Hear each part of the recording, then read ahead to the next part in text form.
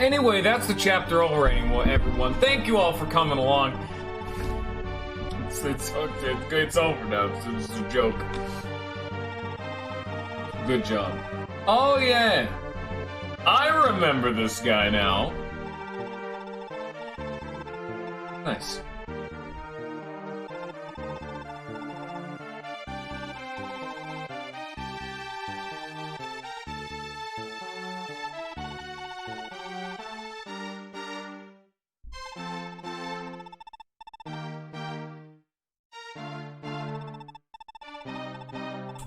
Oops.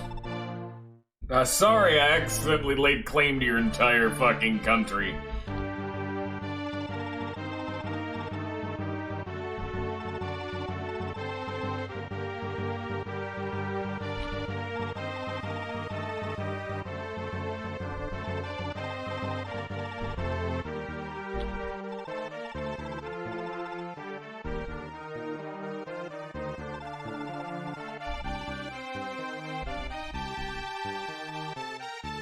Nice. Hopefully, you know, our king isn't a shithead. Like the other two kings that we've had to deal with.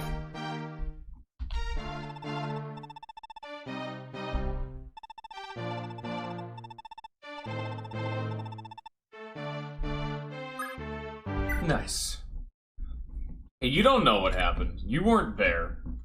Don't you start with me, Force. You don't know. Chagall is a massive shithead, and great, good job. Oh no, it's fine. We didn't conquer the entirety of the country. We just conquered most of the country. That's fine, Force. I know you're not as into this game as goddamn Persona, which he's doing right about now, so go do that. If it's what you want to do, go do it. I'm not holding you here. I'm not chaining you down to an obligation you do not uphold.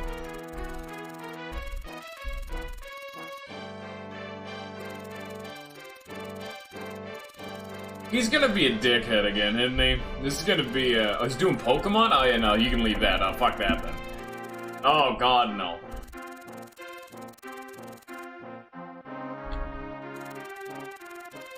A lot of time passes in this game.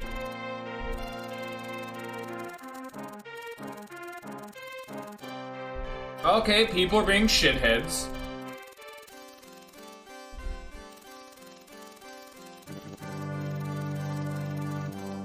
Yep, everyone's being a shithead. Good to know.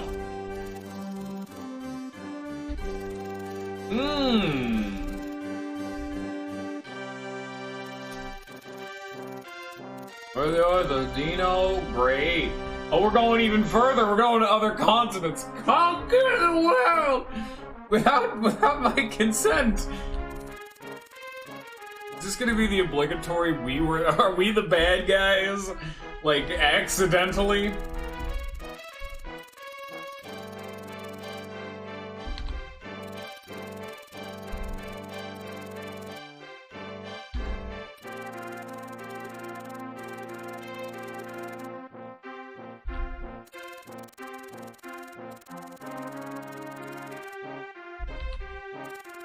It's almost as if both sides have a very much so jackass ruling force.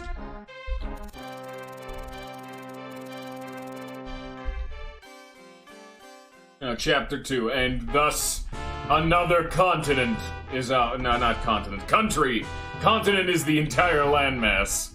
Now if we had another continent, that would mean we have conquered one before and are getting our second or more.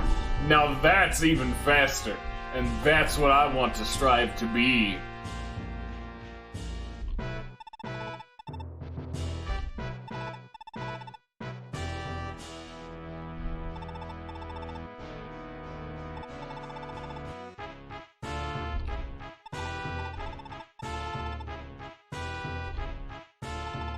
Yeah, it's blind.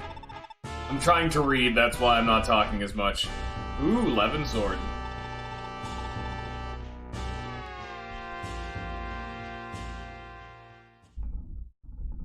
I'm playing this because Scion likes to watch me suffer.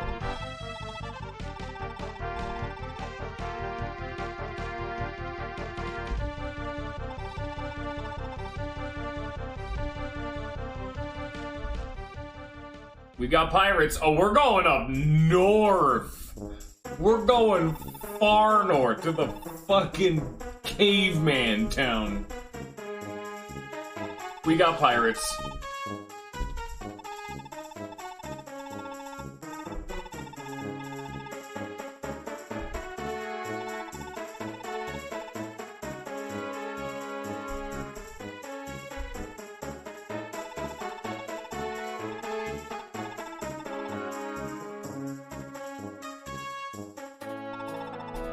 Yeah, these are pirates, all right.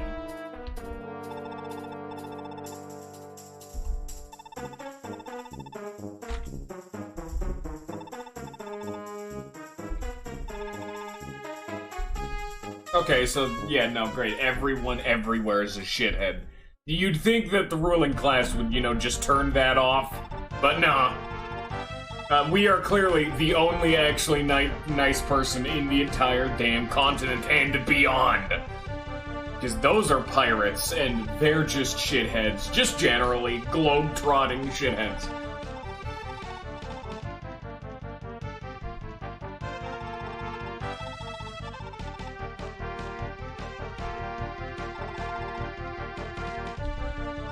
And they go fast! I mean, okay, it has been at least 6 months.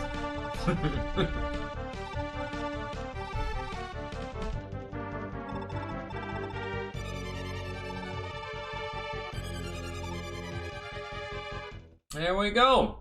Okay, welcome to the start of the game, and you know what time it is. Okay, I'm gonna need to rush for this village. This is a rush and a half. It's another one of these maps, but before everything else, we make a hard save.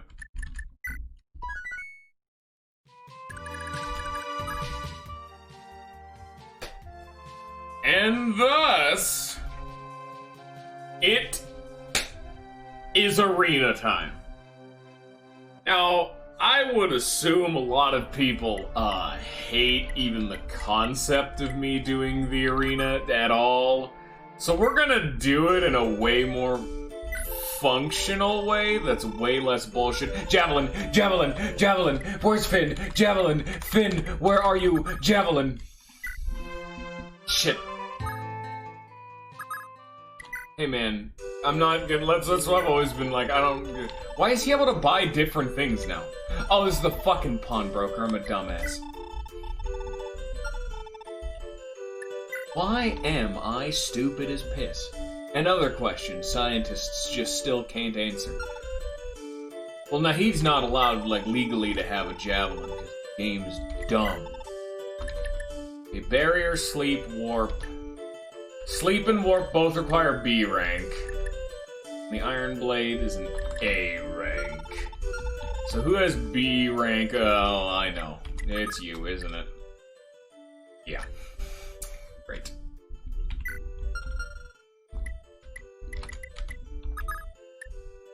I guess I'm going to have to use one of them. Are you level 20? Where are you? Please be level 20. Damn it. Okay, the only thing I could think of is class changing would rank up their stabs. Okay, what do I want to do?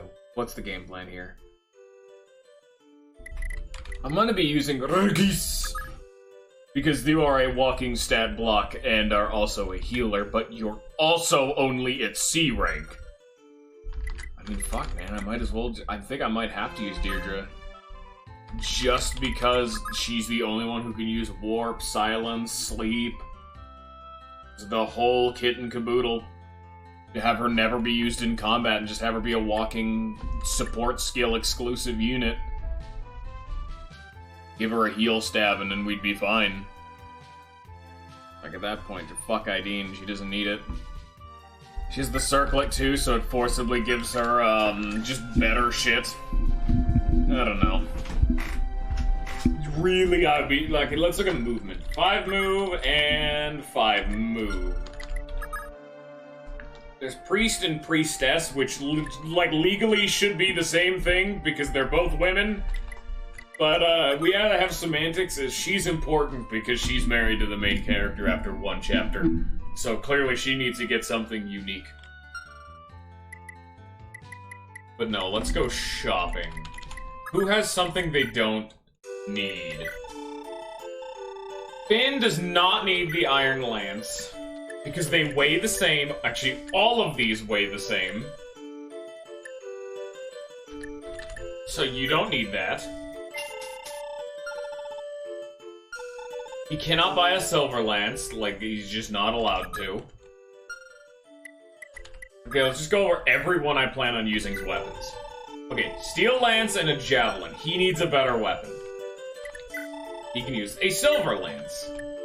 The Steel Lance, not cutting it. Just give him something better. If he's locked to lances, might as well give him the best option for lances. They weigh the same, but it just does 4 more damage. So I'm gonna get rid of the Steel Lance, at least for right now. It's removing the crit chance from that, but it's fine. Sigurd, he's still fine. He can't actually even use the Silver Lance that he has, so we're just gonna sell that. But nah, Silver Sword and Javelin, he has his purpose. You know? The Silver Sword alone is enough to have him be good, but like, let me see. Yeah, no, it's fine. It's so weird, Chapter 3, we're already toting around silver items. Ethlinge is fine. Arden's fine, no, it's like, I'm only gonna, of course, suit up people I plan on using. Iron Sword, Steel Sword, and Iron Lance. Does not need the Iron Sword, they weigh the same, but it just does less damage. Get rid of it. I wanted to buy the Barrier Ring, because he's our tank. So now he has +5 defense and resistance. So steel and iron, okay. He cannot use anything silver. We could have a Steel Lance, that'd be better. He can't use a Steel Lance, never mind. So he has the best he's gonna get, actually. Yeah, I've just made him as tanky as humanly possible. Finn also can't use Steel Lances, so he's just fine. Lex is still like our only real axe user.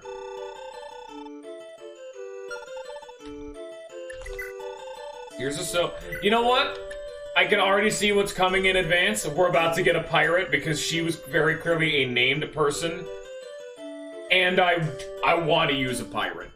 Like, I don't have any bigger thing about it. They're not even as good because Kanto doesn't exist, so their ability to move over water isn't as useful as a flyer. I don't care. I want a pirate. So I'll give them the Silver Axe because he has a Brave Axe. Like, I want to go see. It would have to be her.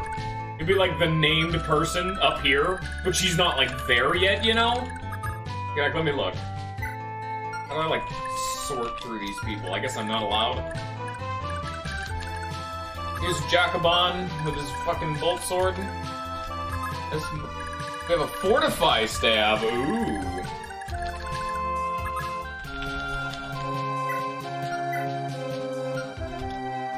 I hate that you can't browse. It's annoying.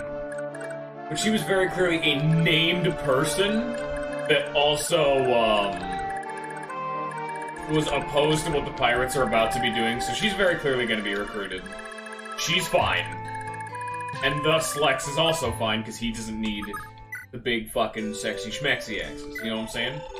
And in fact, I'm actually going to have him sell his iron axe, because it is strictly just worse than the Brave Axe, but let's be frank, the Brave Axe costs a lot to repair. Hoarding items is a sin, but man, does he need some help sometimes. Plus he needs the skill ring because this thing only has 50 accuracy.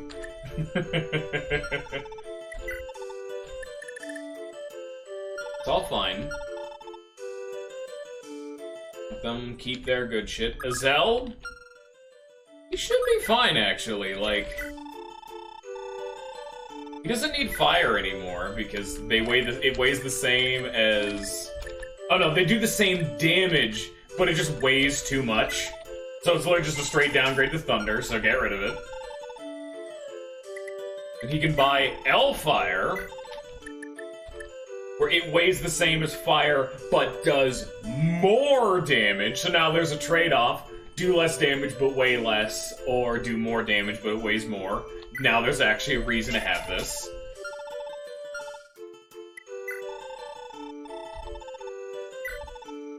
You can see it weighs 5 more, but it does a solid 6 more damage, damn. That's a little bit less accuracy, but that's fine. Dean. Considering the fact I'm gonna have to start using fucking Deirdre. Get rid of your damn heal stab, that's hers.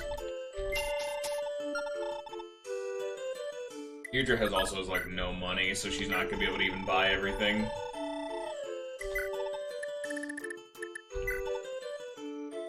Like, she can't even buy warp. It's a real sad time. I want to give her I'm gonna, like, power level her, I guess. She'll be my warper. Sucks, because I hate having the warper be the immobile one, but for right now, that's fine. It gives her an actual purpose in combat with the heal staff, and it gives her an ability to gain XP. Midir exists. Olin and Ira, I'm gonna bench the both of them. Like, let's be frank, they're not as good as they could be. Maybe Ira. No, I shouldn't have done that. You should probably keep at least a weapon. Here, you can take your fucking iron, yeah, you can take an iron blade, sure. At least it'll give him an option to keep himself topped off. It's something. But no, Ira and Holin probably gonna stop being used, even though Ira seems like she could be really good. I don't know. You know? Not about it. Do is do. Gotta use do. Do's great. Who doesn't love do? Come on, dude. Can you use an iron? Hey, dude, here's your silver sword. Don't spend it all in one place now. He's fast enough. Like, if he's not doubling with the iron sword, he's fine. Like, he has his own fucking problems. Oh, no, this is just a straight upgrade. It does more damage, has higher accuracy, and weighs less. Okay, no, that's just literally just better. Okay, never mind, I guess. Like, it's not even a fucking competition. This is not what I was expecting. It's alright, bye, Iron Sword. See you later. Well, that went well. Thank you, Holin. We have Lewin, the new boy, who, yeah, I still kind of want to use him because he's cool. He's just a mage that hits like a fucking truck. He's just the other dude, but again, Armor Slayer, who's gonna even get that? We would give Alec another weird flex option, but, who uses swords and needs help? Alec. Like, as I said. He's our tank, but having him be a tank and a tank buster? Interesting concept. Here you go! I was thinking Sigurd, but Sigurd doesn't need help.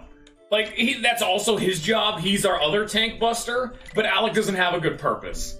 Alec, I've made our tank by giving him a shield ring and resistance ring, but now he's also an anti-tank, so he serves multiple niche roles.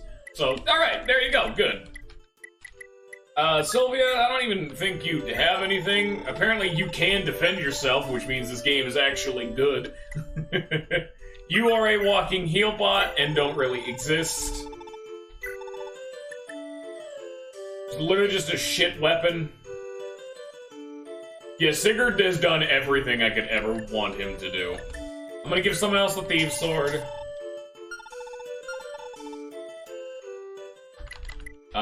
Who uses swords? I saw fucking Alec again. Who even can use swords? Can Quan use swords? No? I actually need to see, because some people can use weapons, I just don't have them equipped with. No. Want to become... Oh my god, the want to become famous bots are getting more and more fucked up as time goes along. I'm honestly kind of impressed just how many fucked up characters they can just throw into the damn things, you know what I'm saying? That's also not the biggest streak of those I've seen. The record was when I was doing a co-stream with Ninja, playing Jackbox. We had like 13 in a row spread out over like 10 minutes. It was ridiculous. Want to become famous? Oh, hell yeah. Oh no, I need to give Thief Sword to someone. Dude, no, they're ridiculous. I could get rid of them. I just find them humorous. Like, anyone who's a dumbass enough to, like, fall for that is just their own fucking problem. But, they're always a fun conversation piece, and that's why I don't, like, permanently get rid of them. I mean, I ban each of them from the channel, obviously, but I could literally just ban the phrase, want to become famous, big follows, etc., etc. Like, you can literally just have it be an insta-ban. I don't know. I find it fun. I like the novelty. Swords. Swords. Why are all the chicks first? Ooh, Aaron can use swords. That's right. You can actually use the Thief Sword. That's really weird utility. When on earth did I get a physics staff? Who gave me this? Here's a Thief Sword. And then you have a Slim Lance, right? That's 80, 16, 12. No, stop that. 80, 16, 12. So 80. So less hit, less smite, but twice as heavy. Yeah, I probably will eventually get rid of them, you know. But I'm small time enough where it's a splash of uniqueness in the middle of it, you know. Here, you can have a Steel Lance, sure. It don't hurt anyone, unless, you know, people who are, dumb enough to click them. In which case, I feel at that point that is a learning fucking experience. It'll be a very important lesson. Okay, she's fine. We were at... You see a Thief Sword, then Beowulf. Oh, fuck yeah, we're using Beowulf, because it's fucking Beowulf! Hell yeah! Steel Sword. All good and dandy. I would have given him another utility now that he can't even equip a Silver Sword. Shit, yeah. I would have given him the Thief Sword. But it's too late now. He can also keep the Paragon Band because he's also one of our lowest level dudes, and fuck it, you know? It would also be like $40,000 to give that to someone else. So, it's fine. Let's just say he just gains double XP. Unless we get, like, a Nino equivalent in this game. But I wouldn't know about that at the time. Because we're in Chapter 3. I think everyone's loadouts are good, except for Deirdre, who I'm forcibly being forced to use, just because she cannot grab, all of it yet. She has to wait. I'll give her Physic, though. That would give her some utility. Kinda surprised I can afford that. I'll have to have Dew funnel her some money later on. But, there we go. There we go. All done did. And all of our shopping is, for the most part, done, with the exception of whenever we get the damn pirate bitch, because clearly we're getting a pirate, and I'm immediately going to use the pirate because pirates are rad, and so then we need to buy her a silver axe. But other than that, I think we're good. And of course, by that I mean, it's arena time. So, I think you missed it a bit there, Goth Chips Senpai. We actually had an episode when I got to Chapter 2, I went fucking hard on the arena, and I was there for about 3 hours, and I am not kidding about that. So, I think we're gonna do it in a bit more of a sensible manner, where instead of every single time someone wins, I redo every other fight. We're just gonna do as many times, like, we're gonna have Aaron win until, like, let's say round 5. Then we'll move on to Beowulf. And then once Beowulf gets to, like, round 4, then we'll redo Aaron. So we're gonna do every string and then just skip past the easy fights. We're still gonna do it, but... because I like the arena, but man, I would imagine there are, because then I also did it for people who had different weapons, because each weapon would change up the RNG. It took forever. So we're gonna be reasonable. Tyler.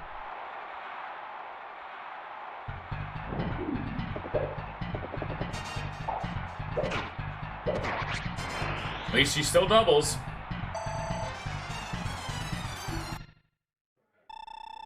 If I really wanted to, I could have brought Beowulf and everybody back to the home castle after that, in the last chapter to give them even more grinding, but there's a limit. I pretty much really only do the arena at the beginning, in which case I go way too hard. Wow, Aaron, you scuffed that one.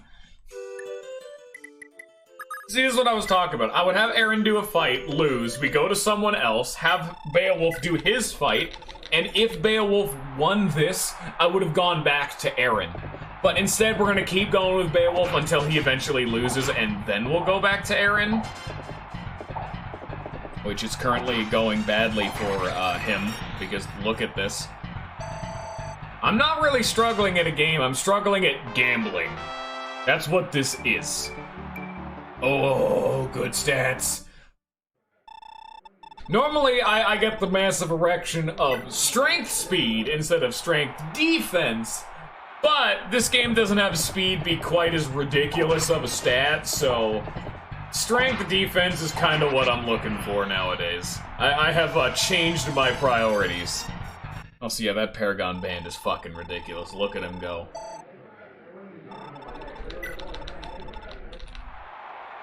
Man, I hate it in games when you have to do a casino to get, like, some good shit.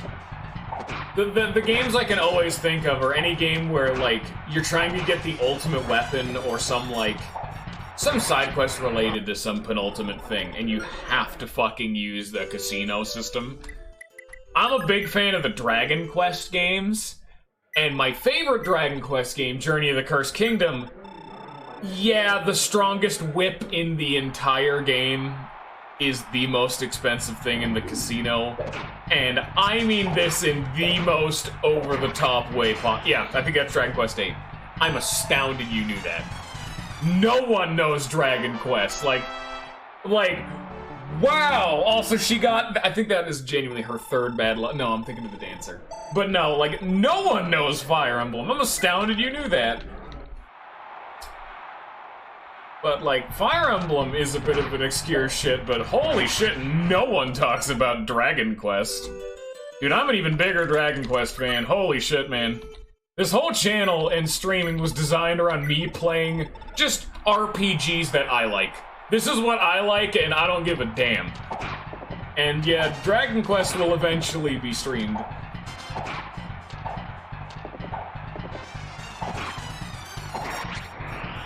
Oh, I couldn't even tell you what my first... Yeah, it would probably have been a Dragon Quest game. Proper turn-based, I have no idea. It was Paper Mario, actually, now that I think about it. My first proper, actual, turn-based RPG was Paper Mario 1, which is still one of the best games I've ever played in my life. And Thousand Year Door is my second favorite game of all time.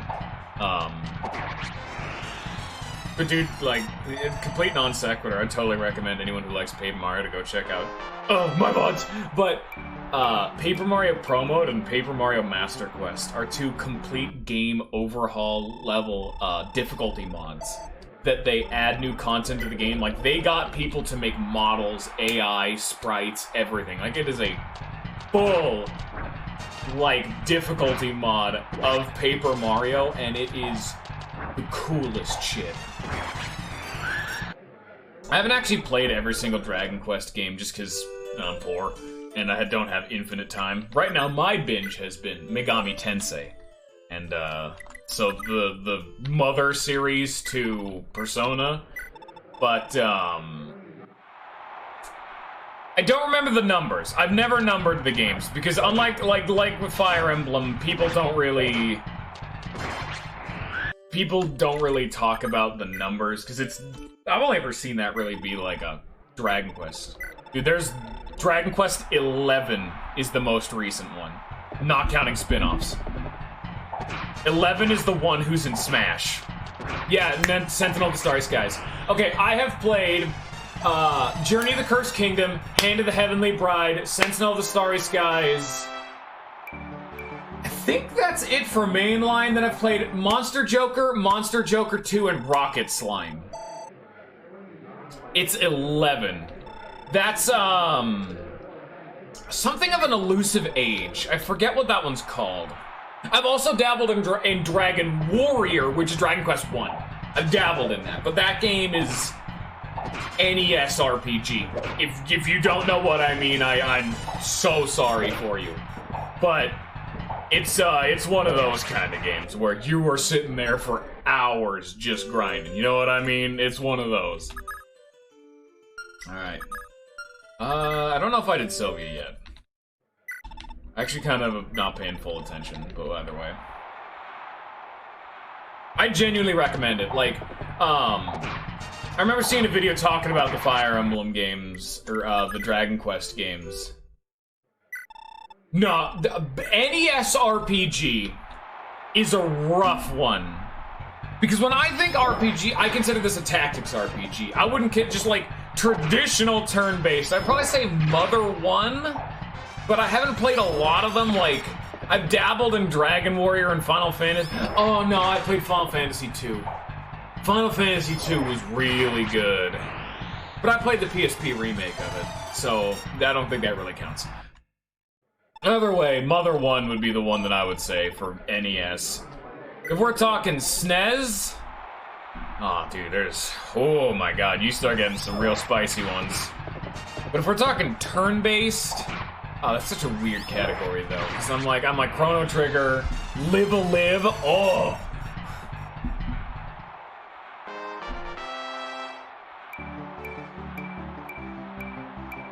Damn, son, where'd you find this? Holy shit. Shit, dude. God damn. Fuck 'em up, Lewin. It's just so hard to think of games off the top of your head. Because I'm like a hard RPG guy. I have very violently chiseled that out as my niche. In fact, there are very few games that I have streamed that are not pretty much in some regards considered to be an RPG. One of them was Terraria, and I still played it like that because I did the Calamity mod and self-imposed challenged myself by fighting every enemy by pinning myself to the ground, making it a game of numbers rather than actual skill, so kind of at that point. And the one that, like, really just straight out was not an RPG was Psychonauts. I did that too. Because someone asked me to stream Psychonauts. I'm like, yeah, right. That shit's on Steam. This is Doma, the Dark Mage. He's Jormungand! I was a Nintendo and a PlayStation kid. I played both. Mainly more so Nintendo, but that's cool as shit, dude. Fucking A, that's radical. Why is he so goddamn cool?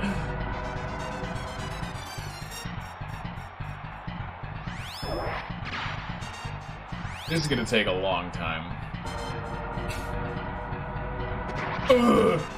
There we go, now we'll just redo all the older ones. See, we're already going fast, we're already at Lewin, we're 5 fights in, we're just redoing some of the older people. Wait, no. I want to see what weapons you have. God damn it, game.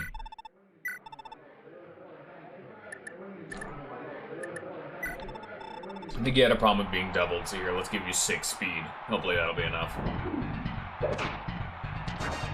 Does weight affect accuracy in this game? I'm not sure. Because I don't actually know if weight even affected it. No, there's just a hit rate in this game. I'm a dumbass. Never mind. Yeah, I was gonna say, no, that doesn't sound right.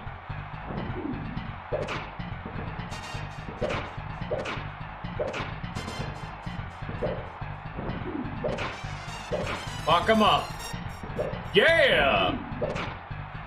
Good on you, Aaron!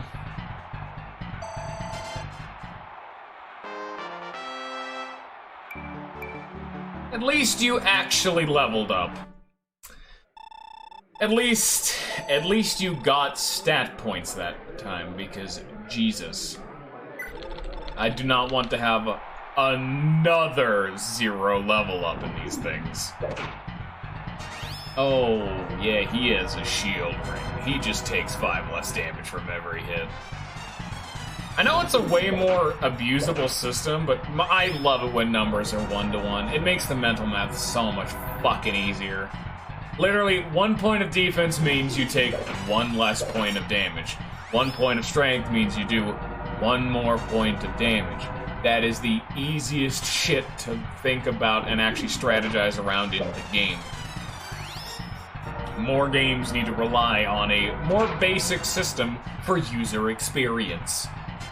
Like, Paper Mario works on that shit. Paper Mario works on the absolute smallest scale of damage you can think of. You start the game doing 1 damage. You end the game, like enemies at the start of the game do 1 damage. The strongest attack of the final boss in the game, as long as you don't fuck up and be a dumbass, does 10 damage. You barely reach double digits. Like, at all. It's great. Because it was designed to be Babby's first RPG, but it's such a good system for, like, actually being able to mentally plan out an entire strategy. And it really works for a difficulty mod. Because those sadistic bastards, when they made the difficulty mod, entirely planned around you being able to just sit down and brainstorm an entire fight. Just whenever you wanted. Oh, there's a boss coming up? Well, let me analyze how much damage I will do and take every single turn and plan around that.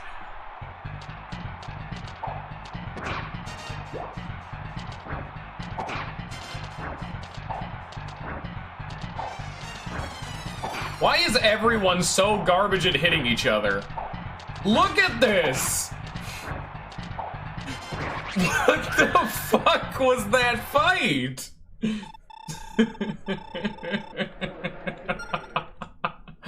Damn! It's getting ridiculous, son. Holy shit.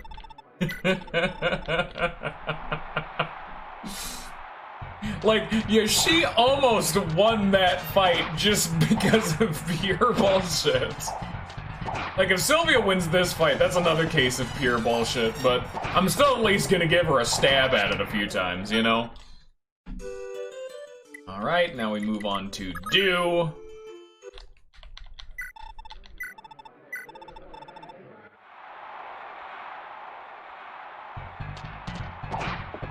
Unfortunately, Do missed out a lot of last chapter just because I had to see that damn cutscene, and that means he was irrelevant for the entirety of the fucking map, which sucks.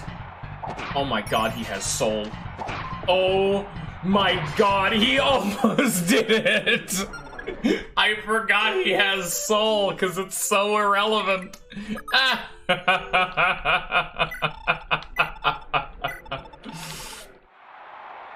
He tried his damnedest, and I'll give him props for that one. And then Ira continues to just fuck dudes up. Which is why I'm like, I don't know if I want to bench Ira, but she's like such a low level. Like, I'm trying to fix it, but she can just never keep up, so by the time she gets to the front lines, the fight's fucking over. And she doesn't take any damage. Like, she's slow. She has all the downsides of the mage without any of the upsides. She's slow. She can't get to the front lines. She dies if looked at wrong, but she kills. But mages are also 2 range. So they don't ever even need to be in the line of combat, but Ira does. Unless you're like on an aggressive phase, kill an enemy, push into the enemy force, and then encircle her again, but that's just wasting so much potential. Like, she would need some serious speed, luck, and/or defense growth to start being, like, meaty enough to survive. Because it's like, hey, it's the Myrmidon's whole thing is they're really fast, so you can't hit them too good. I don't know if you've noticed, but almost every enemy has at least like a 60% accuracy on her. It doesn't work too good.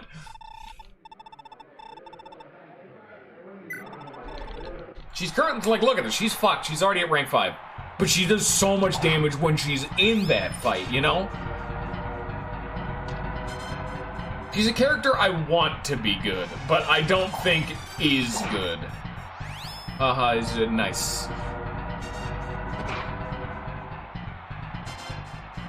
Like, it's just Fire Emblem. It's like, oh, you're a fucking Myrmidon. You're the beginner's trap dude, fucking pretty anime boy with a shitload of long-ass murder sword.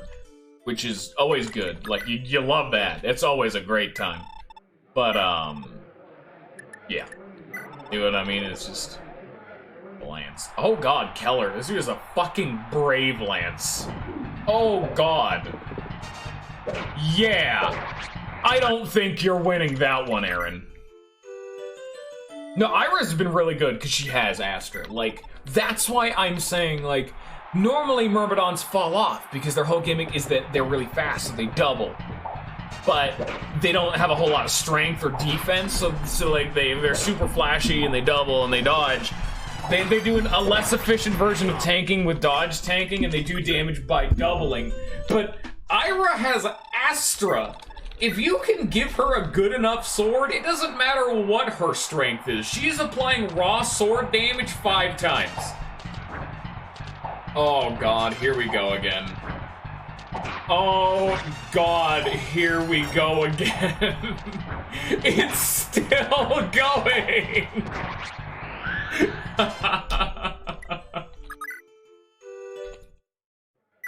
It's like, I think I may have just accidentally fucked Ira over. Either I'm not using Ira right, which I'm almost guaranteed is the case.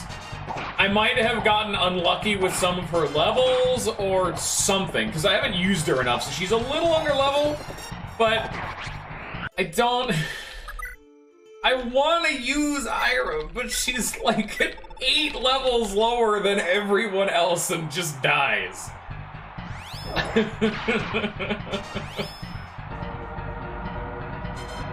Fuck him up, Lewin.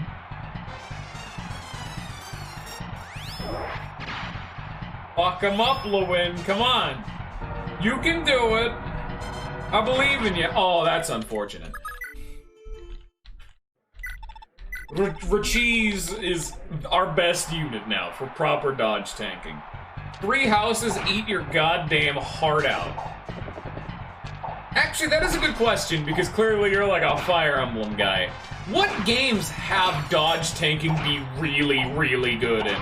Because in 3 houses, Defiant Avoid, like, Alert Stance Plus is the most bullshit thing in existence, and I love it.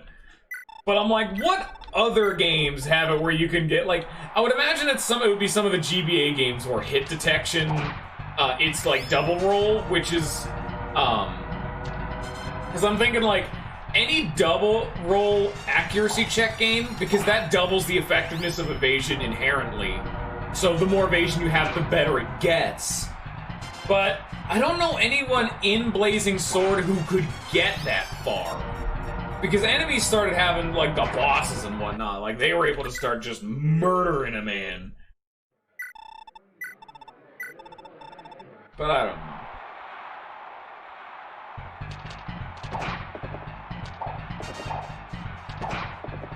How would Ho-Lin never win this fight? What the fuck, Ho-Lin?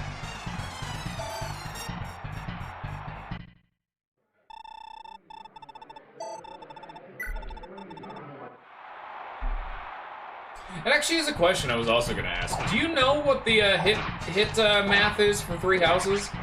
Because I know it was single roll in the early games, it went to double roll, and then Fates used its very weird, like, I don't know what it's called system, because double roll was too abusable, I guess.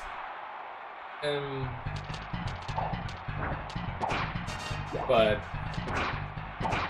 I never actually knew what 3 houses avoid shit was. Because being able to process the numbers better would be beneficial, because eventually one of these days I do plan on doing maddening. because I haven't actually done the final route of the game yet, the church route, and I still don't know anything about it because all 3 of the routes I went through blind, and I've still never done maddening even on my own time. So I was gonna go through the church route blind, which, as I've been told, is the hardest route for the maddening mode. So I'm gonna die on the inside, which is just great. Oh, I just realized why Holland did so well. I have not actually used him yet. That's the first time he's gotten to fight. I don't know, that was just told, that's what, Sion told me. He said, like, it was, like, the absolute hardest. I don't know anything about the DLC, either. I still don't know what's up with the DLC, so there might be something with that, too. I know, other than I know that it's a bunch of fucking sewer people, and then I know it's, like, unrelated to the main plot somehow, but when you do it, you unlock them in the main game or something? But whatever. Oh yeah, I know, like, Azure Moon, just because Dimitri is ground-locked, I would assume, like, Edelgard's is at least meaty, I guess. She would also be kind of bullshit. The only thing I know about the church route is you get Sedeth as your unique unit, which, bullshit. But he's a flyer. So having Claude and Sedeth be flyers is really goddamn good for whatever the fucking thief map is called. The time skip murder man map. That one. Which is the bullshit map. Oh yeah, that's right, because you don't need to do that map on Edelgard's route. I forgot. No wonder.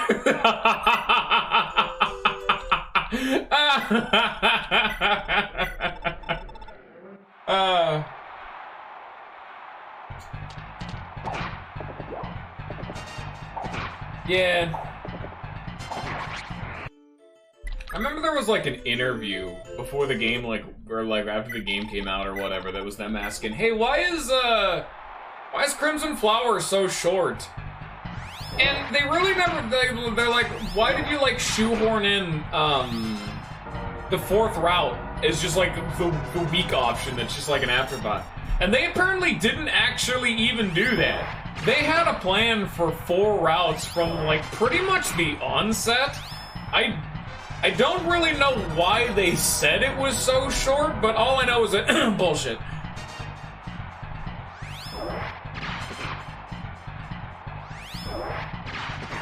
Hey, Lewin finally won. Good on him. He also cheesed him by dodging every single time and never missing.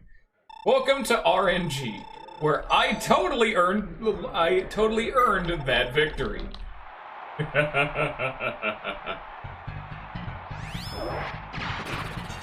Oh, damn, Lewin. Holy shit, this dude has a brain. And he's dead. Well, there it goes. Now, here's another question. Because I haven't actually immersed myself in the community of Three Houses too much, because I kind of play it after the fact and was actively trying to avoid it to avoid spoilers. Why is, Thornton? Why is, yellow everyone's favorite route? I was expecting it to be Crimson Flowers, but I've been hearing recently that yellow is the really fucking popular one. And I don't know what that's all about.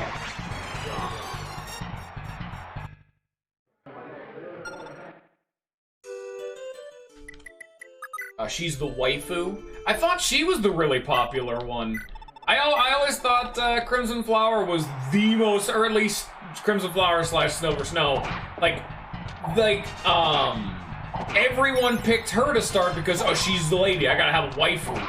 I always thought that was the reasoning, but apparently no, everyone really likes goddamn yellow boys. Which is weird because, Claude was the worst route. Fight me. Just gonna drop that one in the middle of conversation. Yeah, most people did do Black Eagles first, I did know that.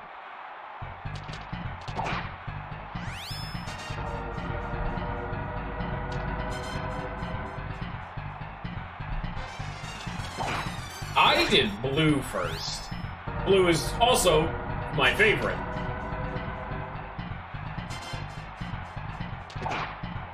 I did blue, red, yellow.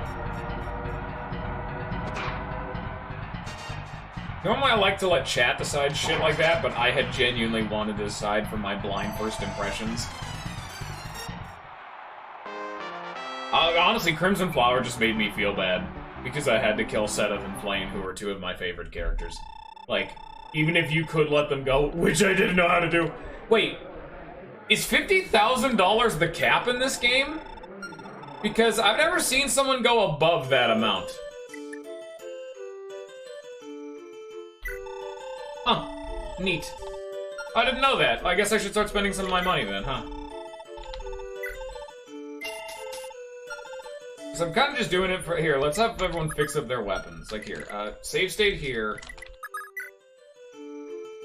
After having done my playthrough, I would recommend other people to do my route, just because it kept the... It avoided any spoilers, and kept the tension rising through all of them, because doing yellow last leaves so many questions unanswered that... leaves so many questions unanswered that it just hype mans the whole fucking game, and it's great. I loved it. Like, honestly, yellow was the worst one for me, just because...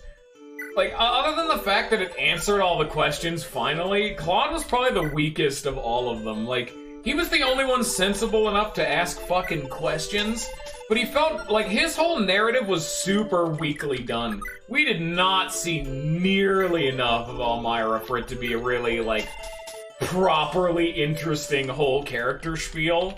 And the final boss of his route does not fucking fit his route at all. Like, obligatory spoilers, but, Blue having Edelgard final boss makes sense. That's the whole culmination of the entire post thing. Makes total sense also why they wouldn't tell Dimitri about the fucking cult boys, and why he never found out about them. Makes sense.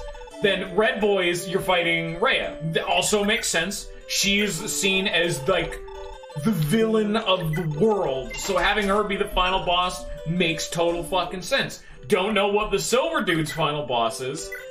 I would assume also Nemesis, but Nemesis doesn't make any fucking sense for it to be Claude's final boss. Claude's whole shit is, dude, I hate racism, I love my country, and this country, I want both countries to make sweet love. Yes. So it should be attempting to remove the fucking bigotry in both. Like, Rhea would make more sense as a final boss in that case.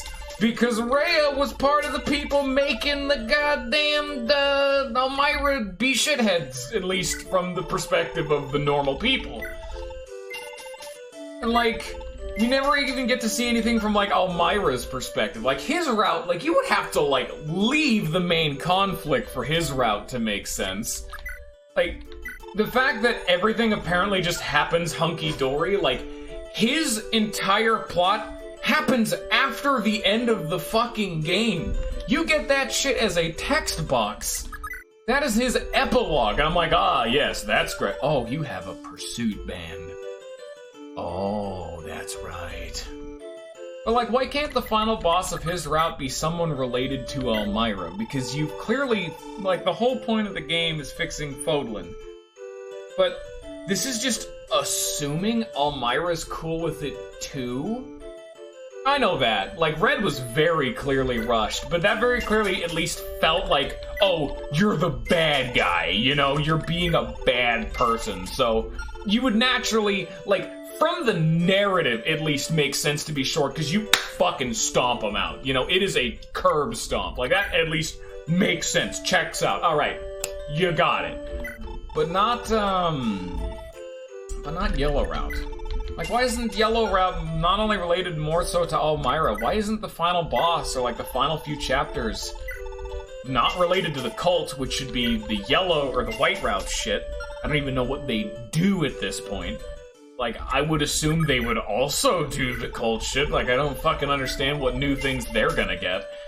But, like, they should be dealing with the cult. After killing Edelgard, there should be, like, 2 or 3 maps of going back over to Elmira saying, hey, I rule the damn country, now we can be cool.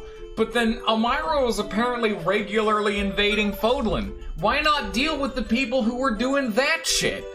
Like, there's a whole goddamn section of the continent that's not being answered.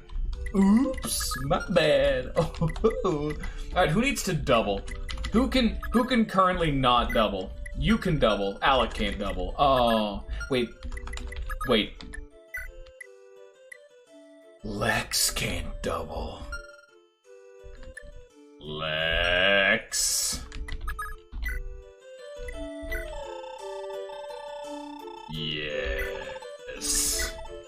Yes.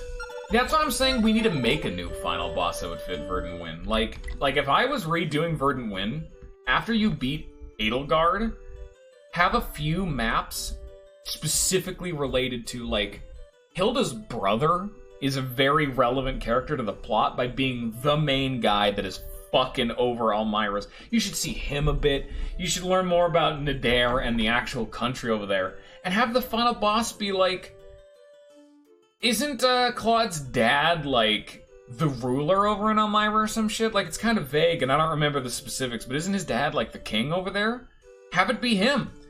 Or have it be some, like, really high up there noble that is trying to continue, like, the, oh, hey, Fodlan is now weak. The king's son is now in control of Fodlan. Invasion. Free. Easiest shit in the world. Fuck over that guy.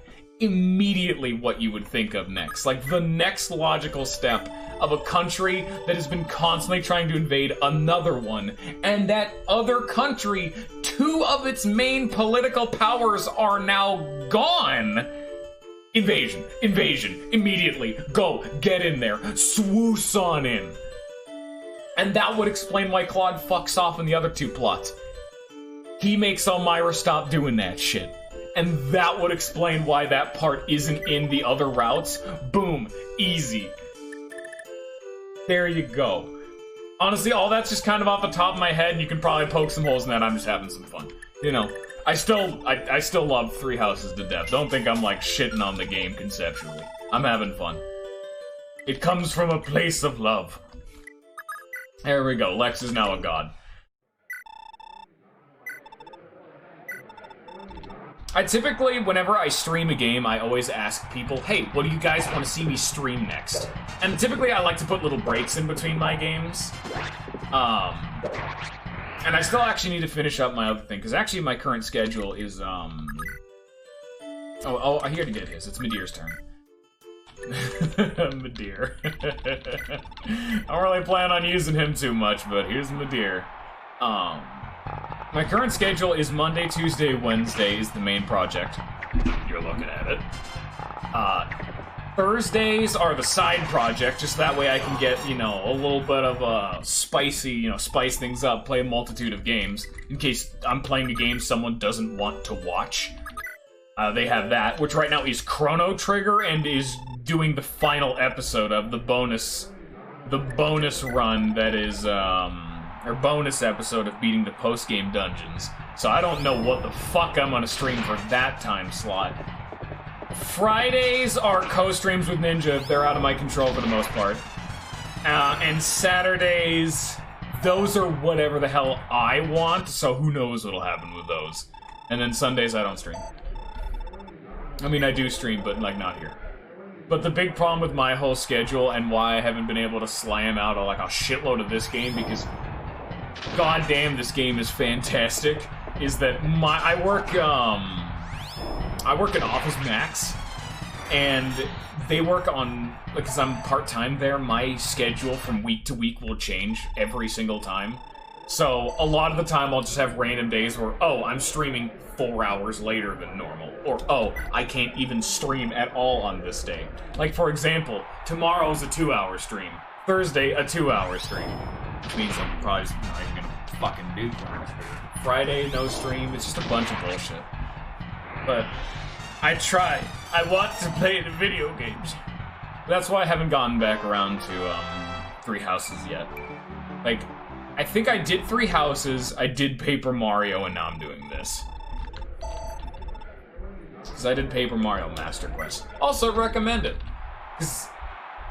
Because I know I'm just kind of rambling at this point, but, like, wholeheartedly, if you like games that involve a lot of thinking and strategy in your RPGs, as well as execution, Paper Mario Pro Mode And if you're really good, Paper Mario Master Quest are some of the most fun I've had in gaming. And they even include super bosses and everything to push you to your absolute fucking limit. I did a playthrough of Master Quest, which is what I was doing before this. I beat every single, like, super boss in the game, with the exception of the super boss version of the final boss. And I saw a strategy for how to beat him, but it was such a it's like the level of perfection and strategy needed to do a fight like that is exactly what you see in if you're watching like an LTC of an optimized nigh task level perfect LTC of a Fire Emblem game. Like, they have what they're doing planned out from the very fucking beginning, and they are just executing it and just restarting to get that RNG. It's that kind of thing, you know? Also, I did not want to do that because I want to change his weapon.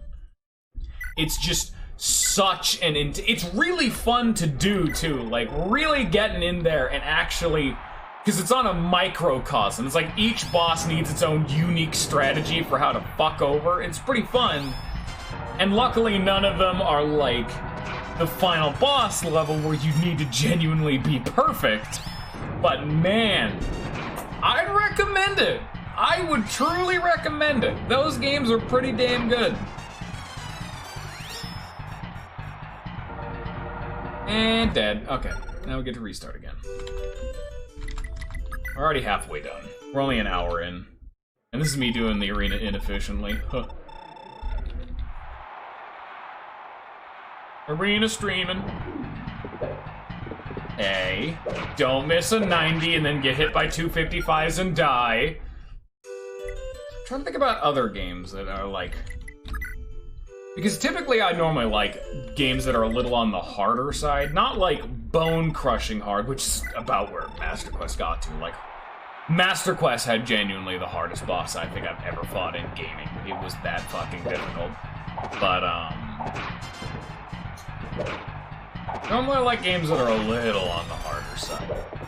But not like bullshit hard, because too many games do difficulty so wrong. I've played far too many games and I've been spurned non-stop. Where I typically never start a game on the hard mode, you know? Like, it's just, there's too much different from developer to reliably say, I play my games on hard on the first playthrough. I play normal, because, wow, some games get really unfun if you play them on hard. Some games get better if you play them on hard, but you can adapt, you can overcome, and you can customize the run after the fact. But damn if there are some games that just do not work to start on hard. Like, damn, son. Is she actually gonna be able to win this fight finally?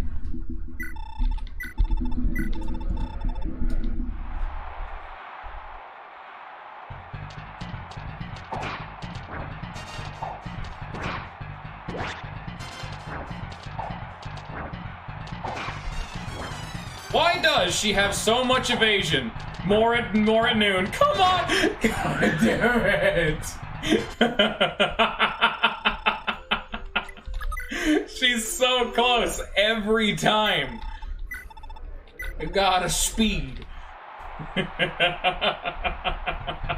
Does Charm affect herself? Cause damn. Oh yeah, because no one ever told me, Mr. Gothman. What's the reward for keeping Rachise, her green units alive to the end? I never actually got to see that, and everyone has refused to tell me. I want to know the sins that I have wrought upon myself, and they refuse to acknowledge my meager demands. Lewin wins again. Win.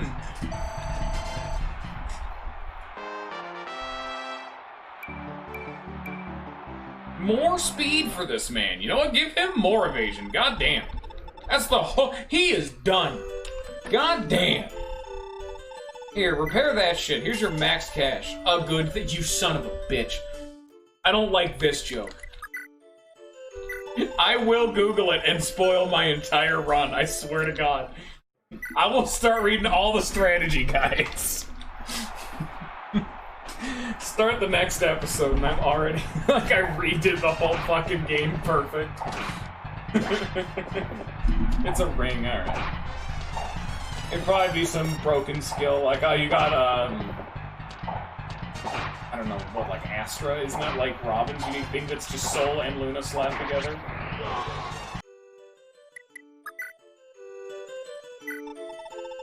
What the fuck you talking about, Forz?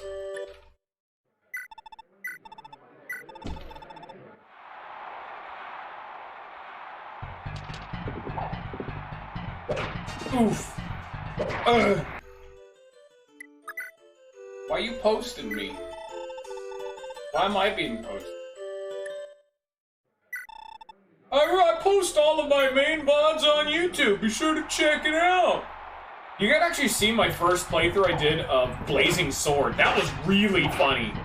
Because I had never really played a Fire Emblem game before, because I did Awakening, but that had been years before I had played it back then, and even to this day, it's still been a few years.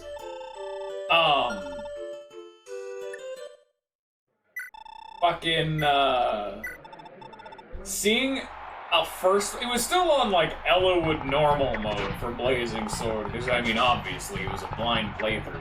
I still got bopped like a son of a gun throughout that playthrough, but it was great. Luckily, I already knew a little bit about Fire Emblem at the time, like pitfalls, use your Jagans, etc., etc.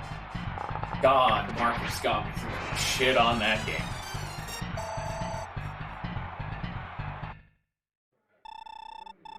Biden, mate. You know, here's an actual question. Is Midir good in this game? I would think he is, just for the sake of being a mounted bowman. He would have the same versatility as a mage. You do chip damage from long range, and then you retreat with Kanto to the backline. I think he'd be okay. I don't think he'd be great, but he'd be pretty damn okay, because he won't ever one-tap. Probably. I think Midir would be alright. He'd be like a solid alright. Like, he would do a reliable chip, but yeah, but I've seen his growths. And then there was the other archer dude, the one dude I haven't, the one dude that, I didn't actually get to recruit, because all of the people in chat weren't here to tell me how to recruit him. And I tried to talk to him with Sigurd, it didn't work, and then he died. I heard he was just better than Midir. So, yeah, that's gone. Oops. That's why there's a mysterious hole in my inventory of units.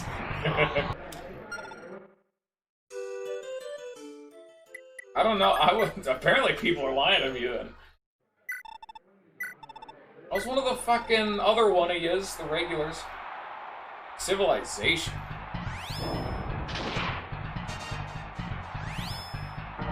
I played Civ 5. I'm not good at it, and I haven't played it much. Those are the kind of games that, like, you need to get too far into them, though, you know?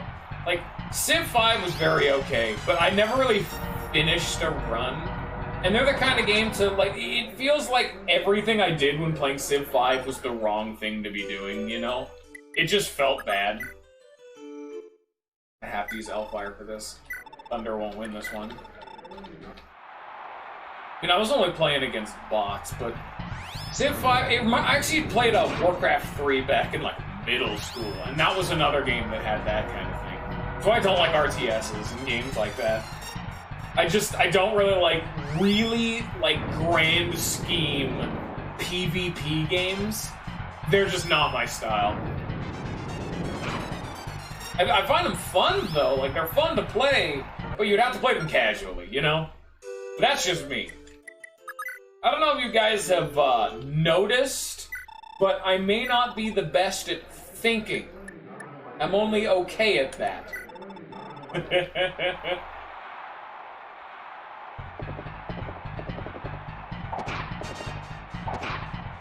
God damn, Lex. You'll probably... You know, why did I give him the Paragon ban? Now that I think about it, axes are really, really heavy in this game. Why did I give him that?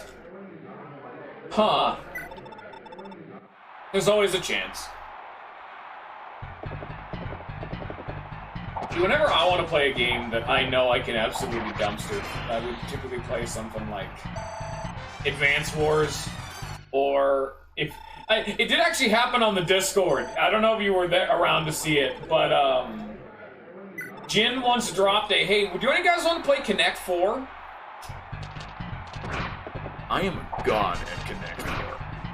And I was keeping a running tally in the Discord. I think it went to like 0-7 or 0-8 before Jin said, yeah, I'm good.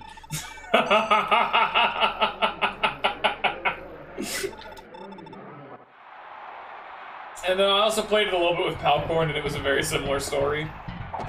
It was just a straight-out dunk fest. It was great. I love it.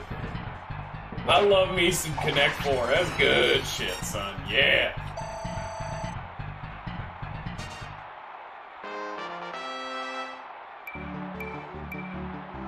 Hey, more strength? Yeah, I should not have given him the Paragon ring.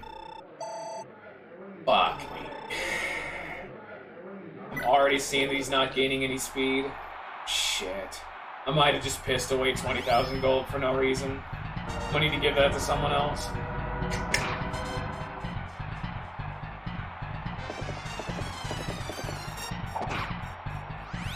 That's why I really like Advance Wars. I know I talk about it a lot in this series, because at the end of the day, they are still sister series. That's why I liked Advance Wars so much. Advance Wars was a game that was inherently unbalanced, but if you actually properly rated all of the COs in the game, the game actually retained a weird sense of actual balance. Where, in that game, because you play as different COs that all have different unique powers that no one else has, a lot of the time, some of them, it would be like any PvP game, like a fighter or something, where everyone has like a unique skill set with, on top of the basic tools that everyone has. Some of them are just inherently better or even broken than others.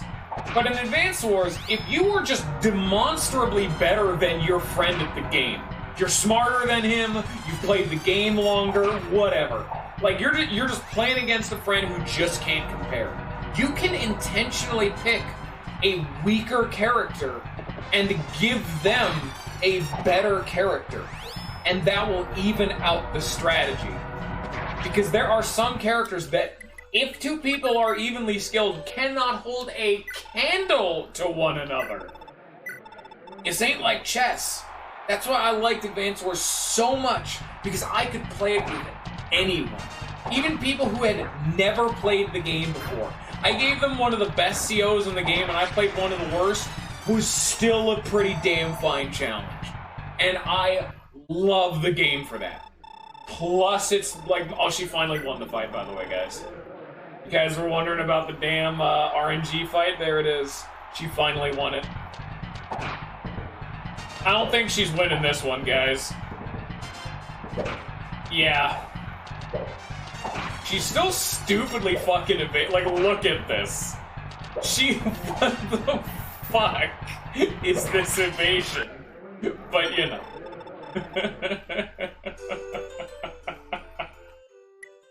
Still fun. Still fun.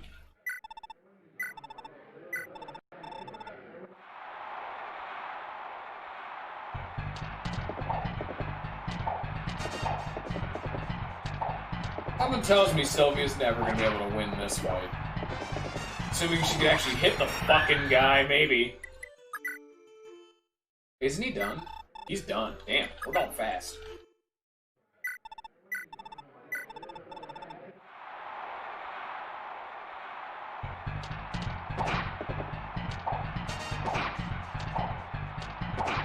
Now, we want to talk about more RPGs that require a lot of thought.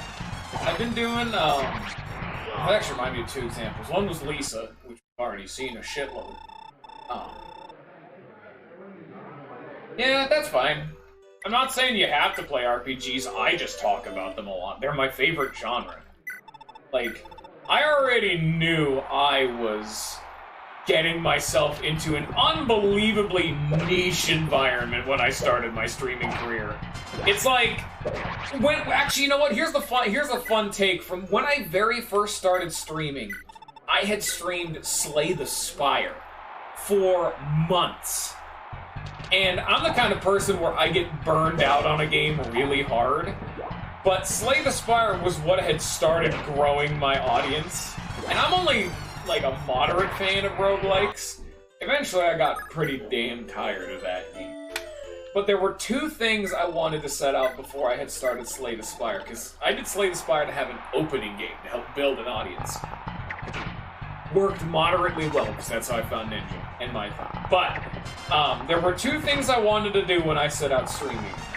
One, which was the main objective, I wanted to have a stream that people could hop into chat and just play a game. Because I wanted to be able to host Discord sessions and stream like Mario Party, older Mario Kart games, Smash Bros. If you can think of a local multiplayer game that you wanted to play with friends but couldn't, I wanted to host games like that. It was mainly Mario Party, but I've always loved that couch co-op setting. My favorite to this day. Old games like GoldenEye, Time Splitters, the classics. Even some more obscure stuff, like we could do Castle Crashers or anything like that. That is one of the two things I wanted to set up. But the other one I wanted was, in the back of my mind, I thought to myself, oh, I know what I can do. I can be an RPG streamer. Because I know a lot of people don't like RPGs, but there has to be a community out there that likes these games as much as I do. That's a nearly untapped market. No.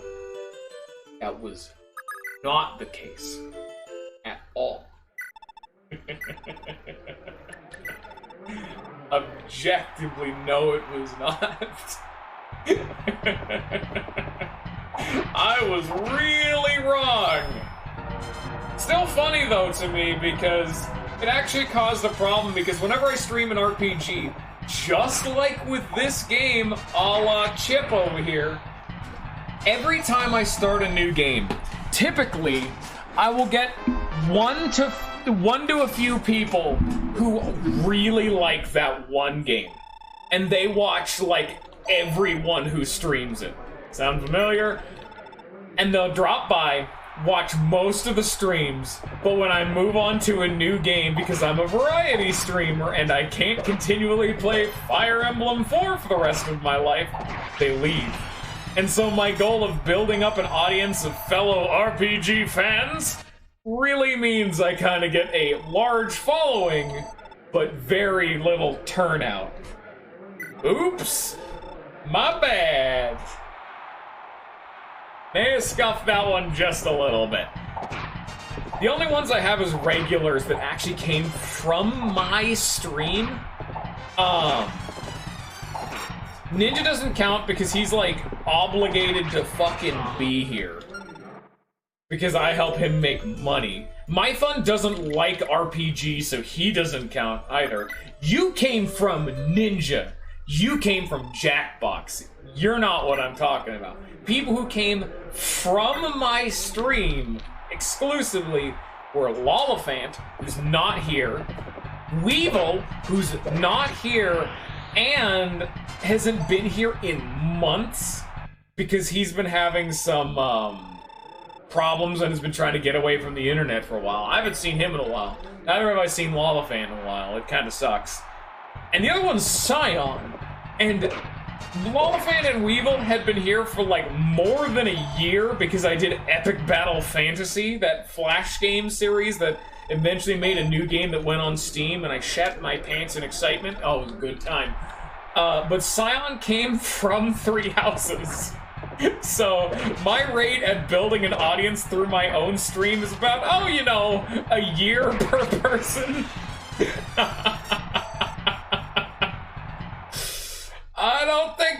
I think this growth rate's kind of slow, which is why I was so glad that Ninja showed up and started doing the Jackbox shit, because god damn.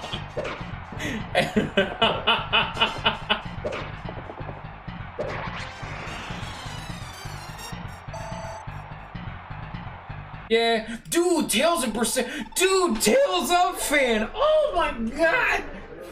That's what I was going to talk about earlier. When I was talking about games that are really challenging, and when you do self-imposed challenges was original piece I was going to go off of. Tales of Symphonia is my favorite game of all time. I've played Tales of Berseria. I never finished it, but it was pretty okay from what I've played. Yeah! I haven't actually played a lot of them, and it sucked. Oh no, I've played a lot of Tales of game. I haven't beaten many of them, because a lot of them are owned by other people. Hey, there's Scion. I should fucking do Berseria next. Goddamn, so people have been talking about it recently. I need to get back into Berseria, because I had to play Berseria with the fucking keyboard controls, and it was so terrible to play. Done with chapter 3? No. This is the arena, Scion. Scion, this is the arena, bro. But no, I have played Tales of Fantasia, beaten it. Tales of Symphonia, beaten it. Tales of Xillia, beaten it. Played Tales of Xillia 2, thought it sucked. Played Tales of the Abyss, couldn't get into that game's story, it was too confusing. Played Tales of Zestiria, didn't really get into it. Played Tales of Berseria, had to play with the fucking keyboard controls, not really got into it. Yes. Yes, Chips. Yes, it is. Because there's a whole thing for Tales games. Tales games are made by two different developers, two different main heads. And they've actually fused in recent times, but back in the day, there were two different kinds of Tales of devs. One who made the 3D games, like Tales of Symphonia, Tales of Xillia, and Berseria, those games, and ones who made the 2D ones. Well, and like Tales of Fantasia. Well, in recent years, they've actually fused together, and you know what? I actually found out that information from a meme, and the meme was how many belts each protagonist wears, which was very funny, because, like, the chick from Berseria has, like way too many or so. Like, one character had, like, way too many belts. It was a really weird thing. But I looked through the thing, and a lot of the times the games I didn't like were made by the same guy. If you've played the two I can recommend, because I've beat, you know what, 3 technically. I can wholeheartedly recommend Tales of Symphonia, which is my favorite game of all time. On Steam, it's like 5 days. Vesperia, I've heard of that one. Yeah, I heard about that one. And I can recommend Tales of Xillia, which is the one that came out before Zestiria, I think? That was on the PS3. Tales of Xillia was pretty good. Tales of Xillia 2 was terrible. And that's because they have the Genshin Impact problem of having a really fucking annoying mouthpiece character. I heard Zestiria was not good. I heard Berseria was better.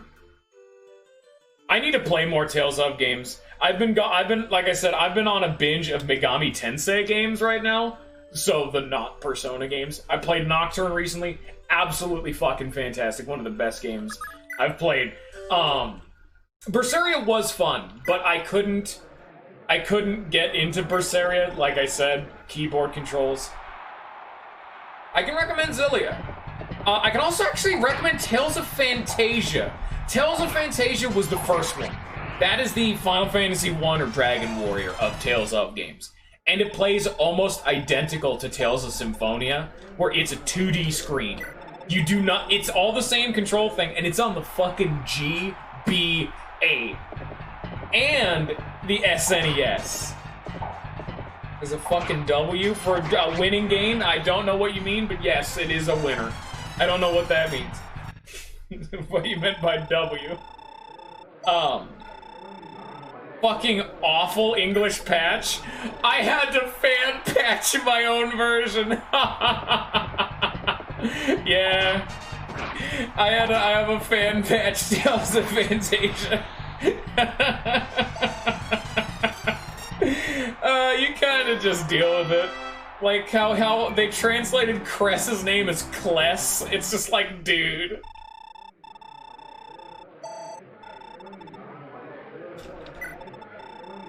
Yeah, but I can at least look past the localization. Like, I can look past that. You know? I know the story of Fantasia and I can get past it. I still think it's okay. Like, I consider Tales of Fantasia like Resident Evil 1, where it's just dumb as fuck, you know? I still had fun with it. It was still a good time. You do really want to see the original. I really liked the story of Fantasia. It translated Ragnarok as kangaroo. I have not seen that version. What the fuck? Okay, give me more examples because I thought I knew what you're talking about. I have no idea what you're talking about. Please enlighten the audience. Please tell me you brought it up for the rest of the class because that is fucking hilarious.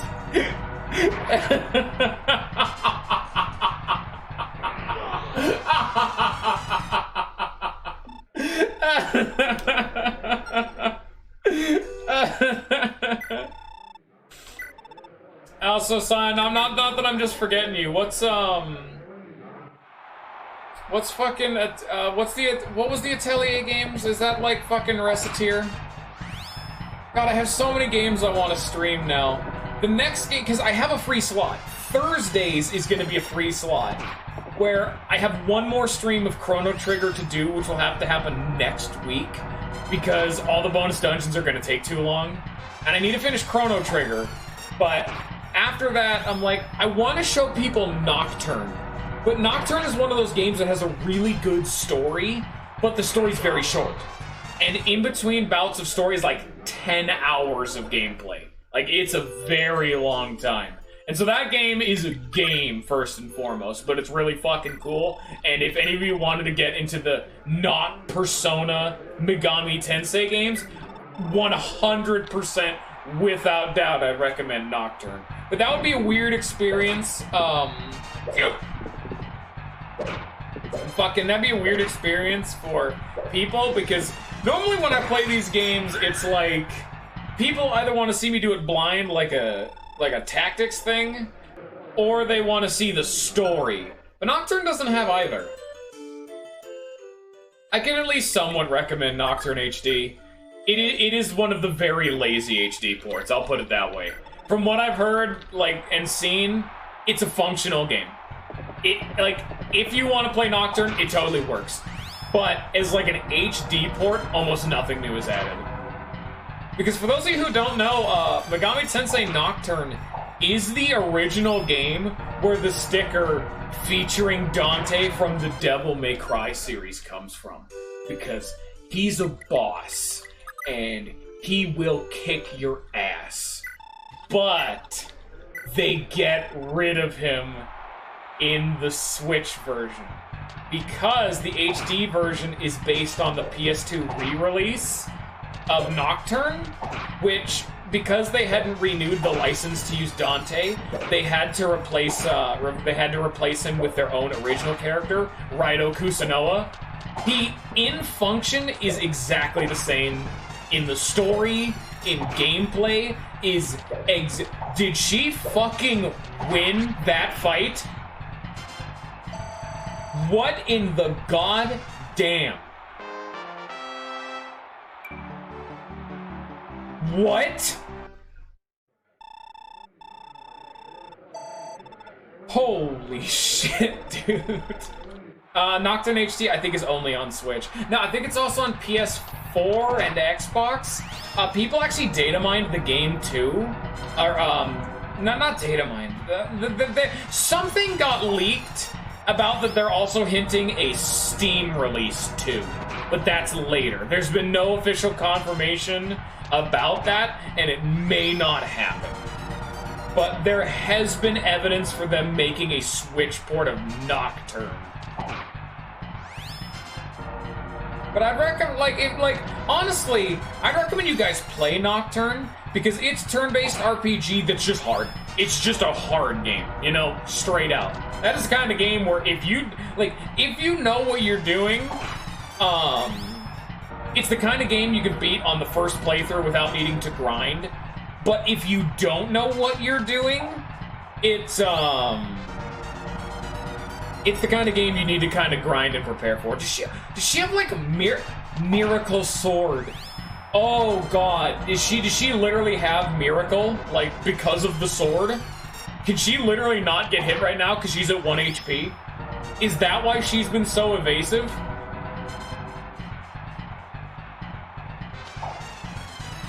I guess, yeah. But no, getting back to my original point of what I want to stream next. Would people even want to see Nocturne? Is that like the whole thing? Or, because I could do Berseria. I can borrow it from a friend, and I could do Berseria.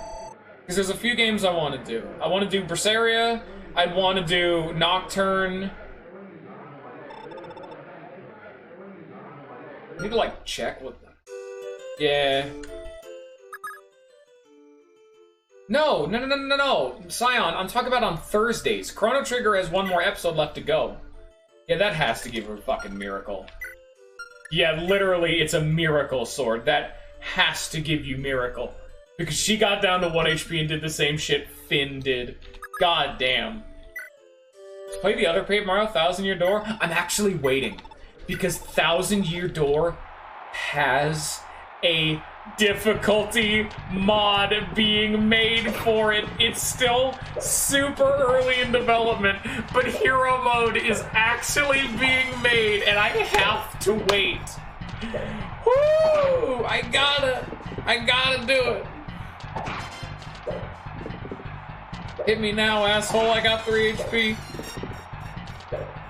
But now I wanted to see, like, I should probably do Berseria and whatnot, but But I'd recommend Nocturne. Like, Nocturne is a game that I'd recommend if you just like turn-based RPGs. It is one of the most finely crafted, basic turn-based RPG I've ever played. Like, there's no special fluff or stuff. It's the Megami Tensei formula, just really fucking well crafted, you know? It's just a good game. And the story it does have is really interesting. It's always the hook I give to people. What game can you name? This is not a spoiler, it's literally in the prologue. What game can you name where the opening hour of the game is the main antagonist winning and the world ends? There are a few, but not many. Awakening, technically, yes. Also a good example. That is one of the examples I was thinking of. Awakening. But no, because in Awakening, like, the game plays out normal. No, it's like, Nocturne is what I would say is, imagine Awakening, but there's no time travel. You need to fix the future from the future. That is the situation Nocturne begins in. And it's a very fucking apt description, too. Because, holy shit. Everything that could go wrong goes wrong. Like, humanity as a species is wiped to 6 people left alive. And that's it. They are the last 6 people left alive in the planet.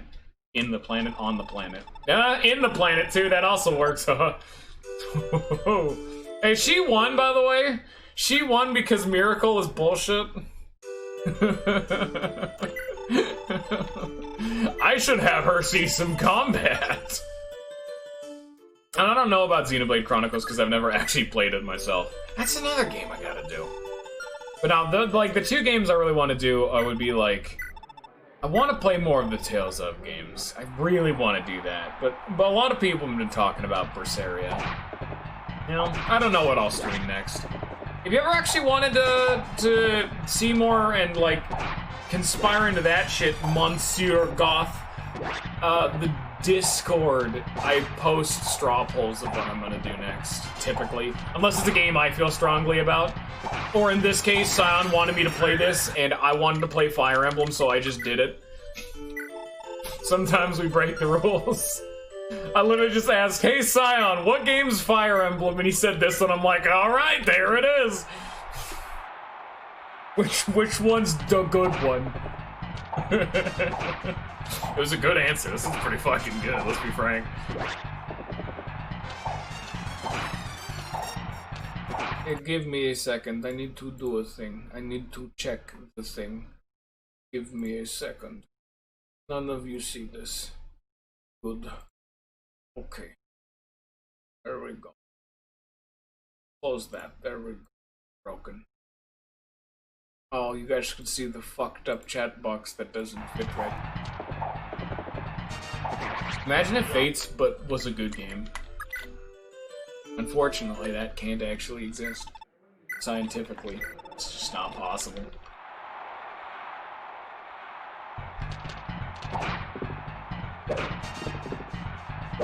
And fucked.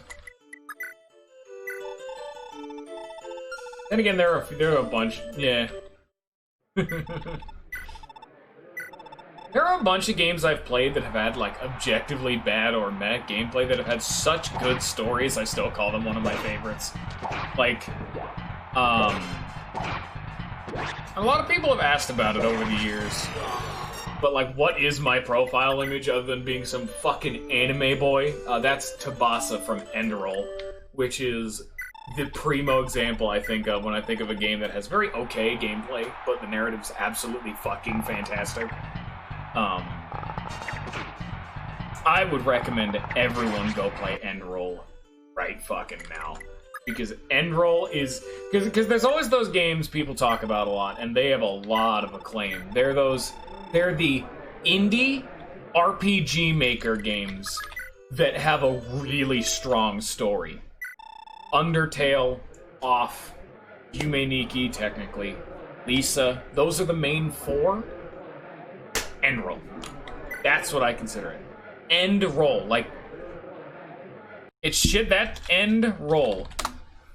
That is on YouTube. I've streamed it in case people want to just see the game. That is one of the best stories I've ever seen in a game because of the main crux of the narrative is such a good hook. In that game, you are a serial killer. Why am I a mod of my own stream? That's my bot. That's the Biosh bot. That's, if you type !quote and all that shit, that's the chat bot. It's how I moderate shit. Yeah, I have a fuckload of quotes. They're all timestamped, too. If I ever say something that sounds really dumb and out of context, you can add it as a quote. I have some good shit in there. Some of it's not great shit, but some of it's funny. I like it. But no, on top of Lisa, Lisa's the other game I would wholeheartedly recommend, but I have to fully sell a game at a time first. And Forrest, once he gets back, I'll talk more about Lisa. But Enderroll is a game where your main character is a serial killer, and you are on death's row. However, on death's row, you are given the opportunity to take a drug.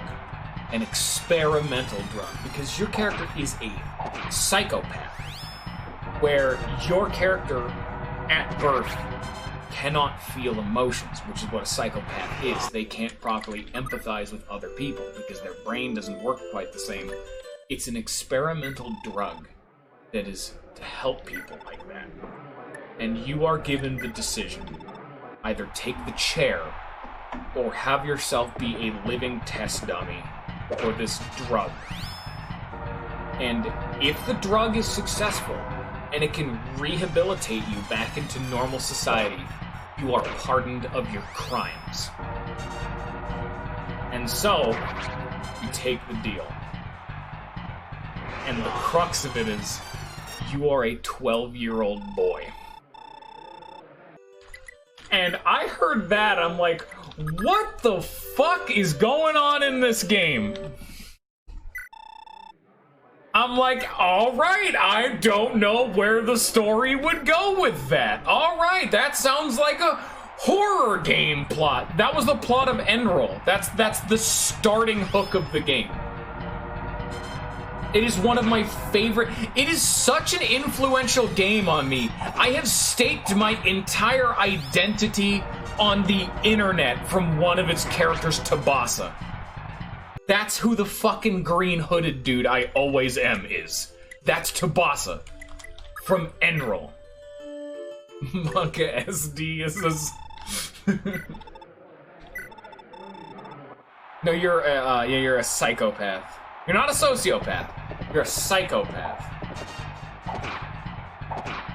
I have way too much fan art of this really, really fucking obscure RPG that no one has heard of. Because it's made by some Japanese dude that had to have a fan patch translation into English. And it did not have a Undertale level fucking explosion, so no one's heard of it.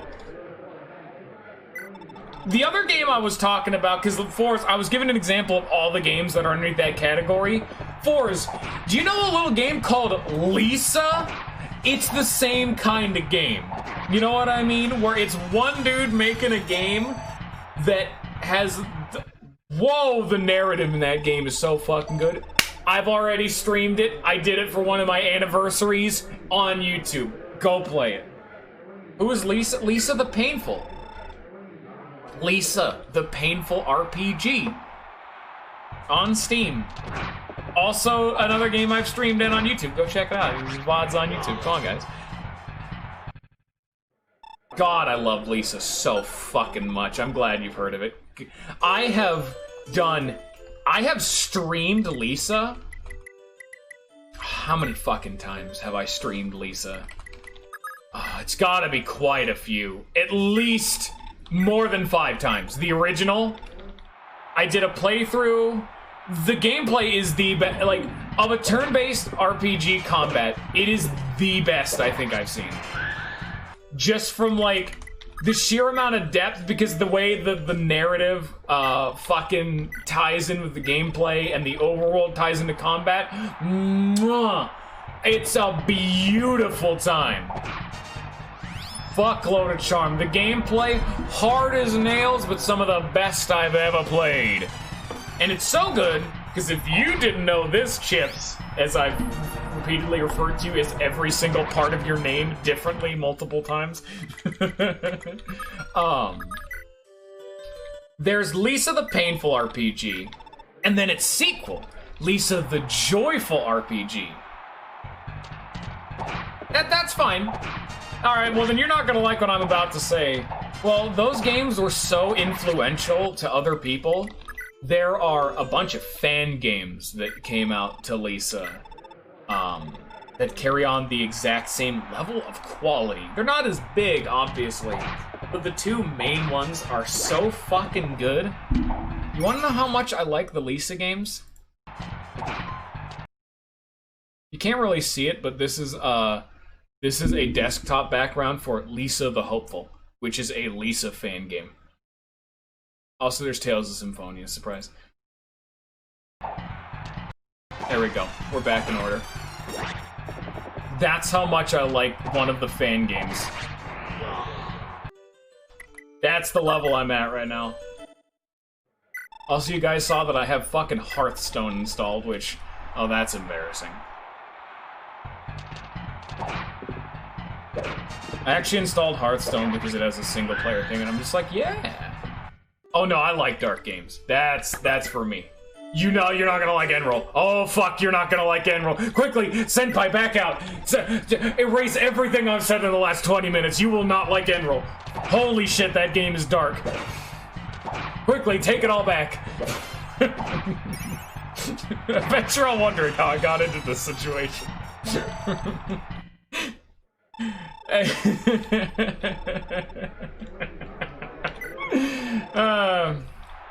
Nocturne's a pretty dark game too, but it's not holy shit, it's not that dark. God damn. Nocturne has a happy ending. Holy shit.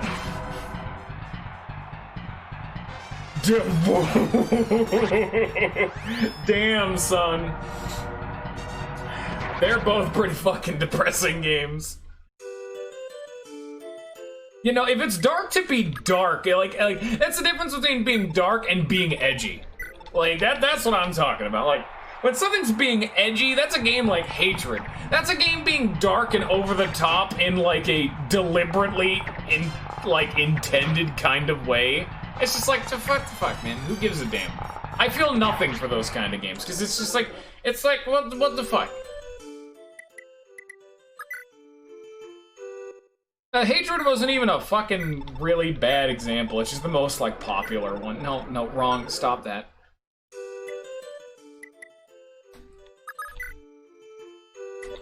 You know how I said I was gonna do the arena faster? I'm doing it in a less efficient way, and it's still taking 2 hours. We're probably seriously just gonna need to sit the fuck down and say, alright, this is an arena stream. It's gonna be arena stream, like 2 streams of progression, arena stream. I'm not complaining, I like arena streams. Honestly, Zella just needs to hit 3 54s and we're good. Like, that's all he needs to do, because I think he lethals. Not actually too sure about that, but maybe. Because he does 22, yeah, that should kill. Yeah, it's just a shit game. That's what I'm, like, that's a game that is dark for dark's sake, and not dark to like, tell a story, you know? I like those. Oh god, I love dark games. How the hell do you think I say fuck so much? I don't give a damn. Unfortunately, none of the Lisa fan games have a good end. Actually, one of them kinda does. But it's not done yet. Like, it literally ends off at a hopeful ending, but like, you know. Well, that's an even harder niche. Not only am I an RPG dude, I like games that go to the deepest possible depths they can get to. We don't talk about that part. That part's for later. That is wrong.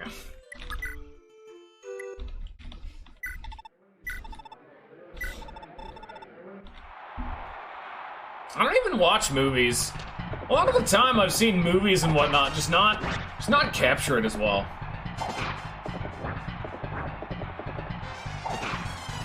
Yeah, that's not, but see, that's what I'm talking about, what I don't like in a game. They're just trying to be over the top and dark for the sake of it. Honestly, depressing is a good term for it. When a game is sad, that's when you can get some good shit. When you finish, even if it's not a sad game, any game that when you finish it, you just sit there and you're like, what the fuck did I just experience? That's a game that'll stick with you. And that's why I like Enroll. But I like games that don't even have a story. Advance Wars, hey! Advance Wars is the exact antithesis to these games. They barely even have a story. Well, they have a story, like Full Hog, but it's so lighthearted.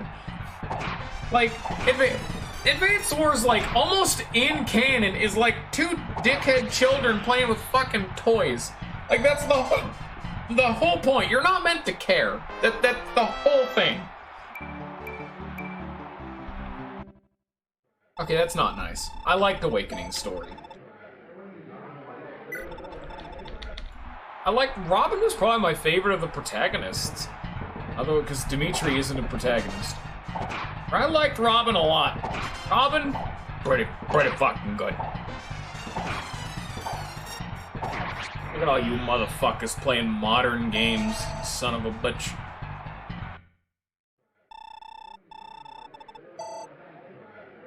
Yeah, which probably why I liked Awakening a lot more than other people. Awakening was my first Fire Emblem game, so I really didn't have anything to compare it to. I'm just like, this is a good story, yeah! I haven't played Awakening in years, I have no fucking idea if it's still good.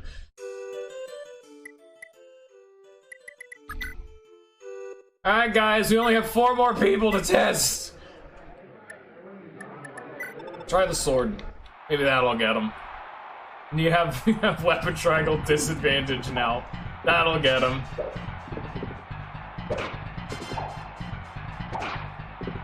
Honestly, some of the headcanon you get around some of the characters, and when you read more into them, that's way more interesting. Because Awakening was a game I only kind of liked when I first played it, but when I marinated and think back on the characters, I like them a lot more. But I don't know how much I'd like them when I go back and actually see them in action, you know? Because I know a lot of the characters are way more flaccid than I'm probably remembering, you know? I heard fucking Red Dead 2 ends real sad. It's a good time. I want to talk about another game that is really... You know what? Another game that does depressing very, very well. The sequel to Earthbound, Mother 3. None of you, if you've never seen that game, you never would have expected it. The game Lucas from Smash Bros. is really sad. And it's in a Lisa way where it's so charming and lighthearted for like 80% of the game. Mother 3 gets fucking there. And that's why Porky is one of my favorite villains in any media. He is probably the darkest villain I've ever seen in any media I've consumed, and that is a really fucking high bar to reach. Porky is a fucking monster, and it's great. God damn, Nintendo, holy shit. Summer Pockets?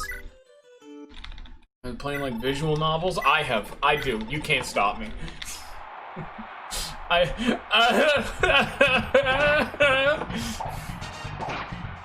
haven't cried in 13 years. You dead as hell, son. The ending of Super Mario Odyssey broke my heart in a way I could never recover from. But I honestly did not expect that to be a visual novel. I was just poking fun at you.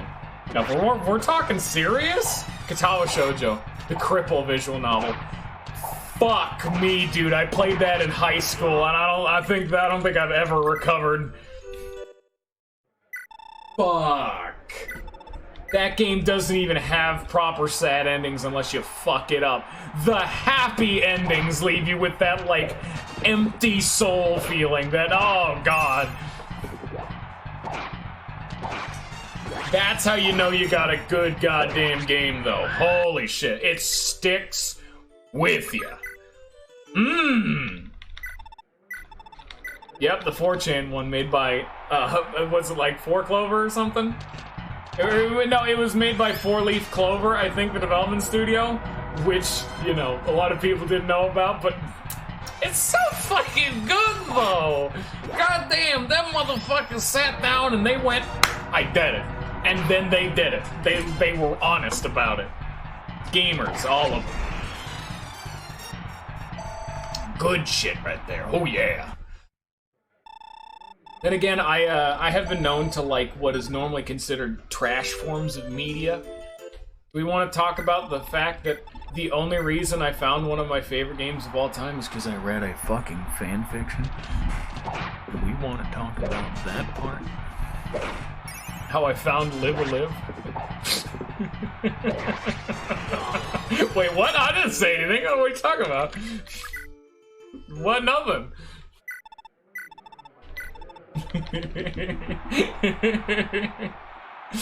No, I've told this story. I think it was even in this fucking playthrough. That's because even to this day, I still like fan fictions as long as they're well written. Which, holy fuck, dude! As a man who is neck deep in that shit. You need to wait for the cream to rise up onto the ocean of chaff. And then you need to wait for the cream of that cream to rise to the top of that. Then you get like a wafer-thin spatula and you scrape that little bit off. Like, there you go. That's what you consume. That's what's good. And you know what? I don't think I was going to talk about it, Someone did a novelization of Awakening. And that's what made me fall in love with Awakening, was that motherfucker writing about the characters. We want to talk, we're gonna let our skeletons out of the closet? That's what made me fall in love with Awakening. I hadn't even had the courage to beat the fucking game because I got bored. I read that shit, slammed that shit down in one sitting. The rest of the game, good shit right there. God damn. It's good shit. That's good shit. But no, the story I was gonna tell is, back in high school, I was reading a story that I have no fucking idea what it was. But I was reading a story and it hadn't updated in a while, so I checked out the dude who made its,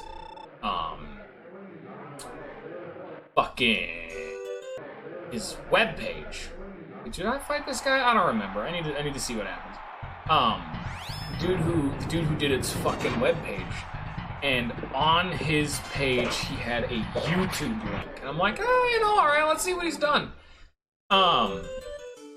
So he had a very similarly sized YouTube channel to what I do right now, where he's getting like 0 to single-digit views on all of his playthroughs.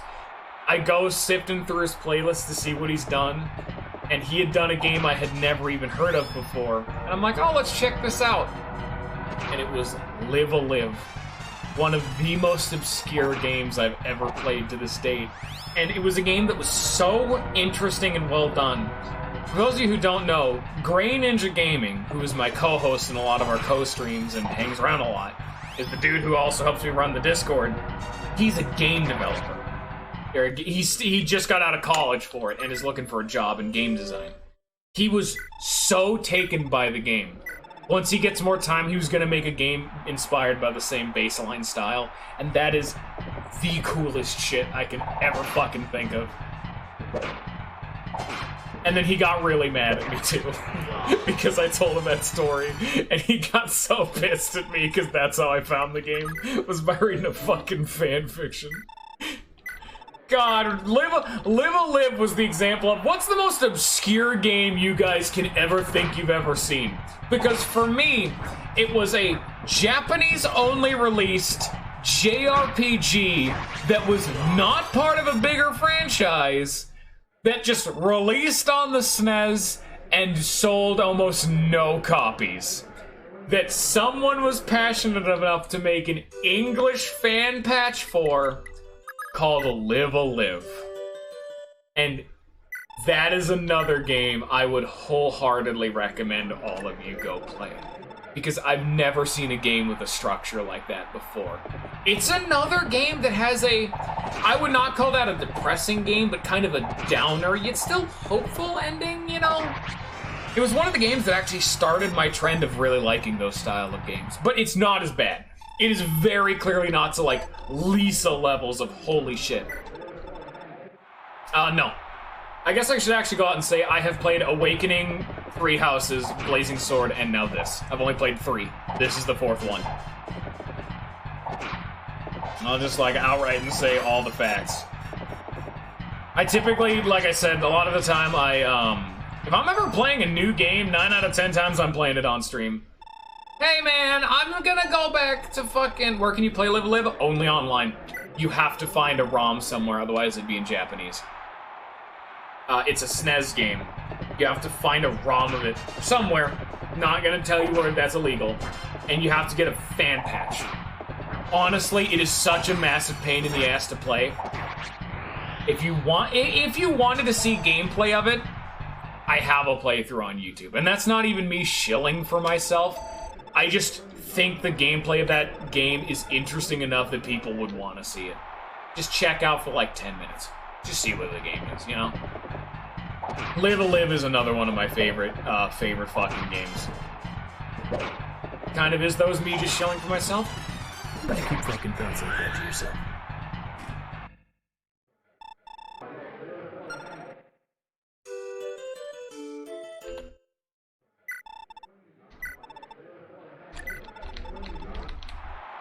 Now, if we want to talk about me shilling for my own YouTube channel, go subscribe to my YouTube channel, and then give me money. Now that's shilling. I don't even know if I would even call that shilling at that point. That is me just literally telling you to do something. That is a demand. Like, I'm not even being nice about it. I'm just being an asshole. Oh yeah, I don't know how. Okay, post that link again. I mean, oh, you're still subbed on Twitch? Damn. It has been a long fucking time since you did that. People need to sub to me more. I have good emotes. You guys can see them. They're good. Owie. As Zion can confirm, I have some good-ass emotes.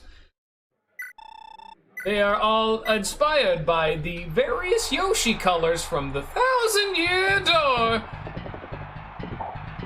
Arcanian lore. I do know that it's, Chrom is a direct descendant of Marth. I thought that was the coolest shit. Dude, no, talking about descendant lore like that, holy fuck. The game that made me absolutely lose my goddamn mind about it is, not only does Tales of Berseria have a lot of Tales of Symphonia references, to the point where I didn't get far enough in the game to confirm it, but they might even be in the same universe, but Tales of Phantasia is like a 1,000-year sequel, I guess prequel in that case, to Tales of Symphonia.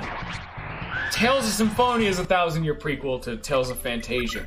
Tales of Phantasia was the first ever Tales of game, and Tales of Symphonia is widely considered to be the best one in the series, and the two of them are the fucking same, and they were released like 20 years apart. That's the coolest shit in existence! Woo! Yeah, you see a Zestiria character in Berseria. I do know that. Yes, I know they are in the same world. That's what I'm saying. It's cool. It's the coolest shit.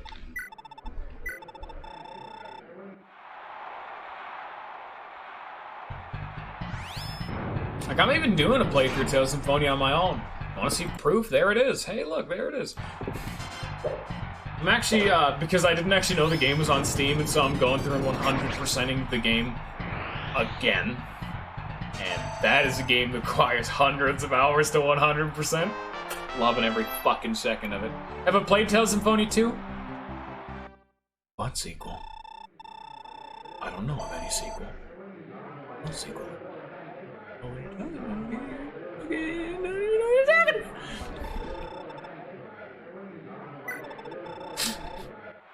But no, yeah, I have played Dawn of the New World. Got up to, like, the final dungeon, literally said, fuck this, and stopped playing. I have never gotten so fed up with a fucking game like that. Holy shit, dude. Damn. Dawn of the New World scuffed it, didn't it? Oh, lordy, there it goes.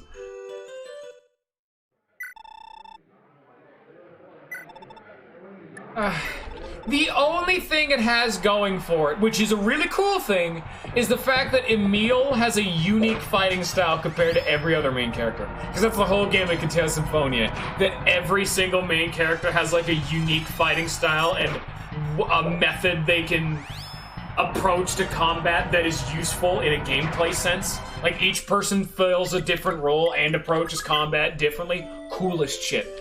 The only thing that I really liked about Dawn of the New World is that Emil is the only character in the game to have an air combo game, which is so goddamn cool.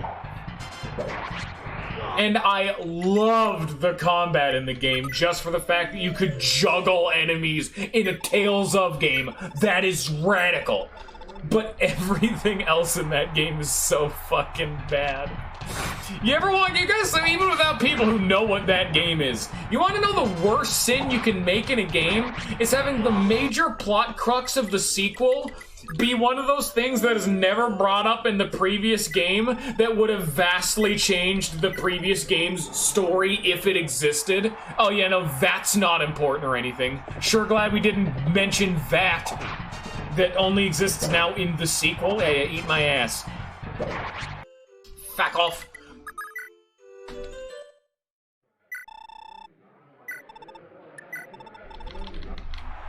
But it's been a very long time since I played Dawn of the New World. Like, I immediately sold it. Like, all I remember of the game is my burning hatred. Like, I remember fucking hating that game. Like, it's been so long I have genuinely repressed the memories, and I'm eventually gonna have to stream it.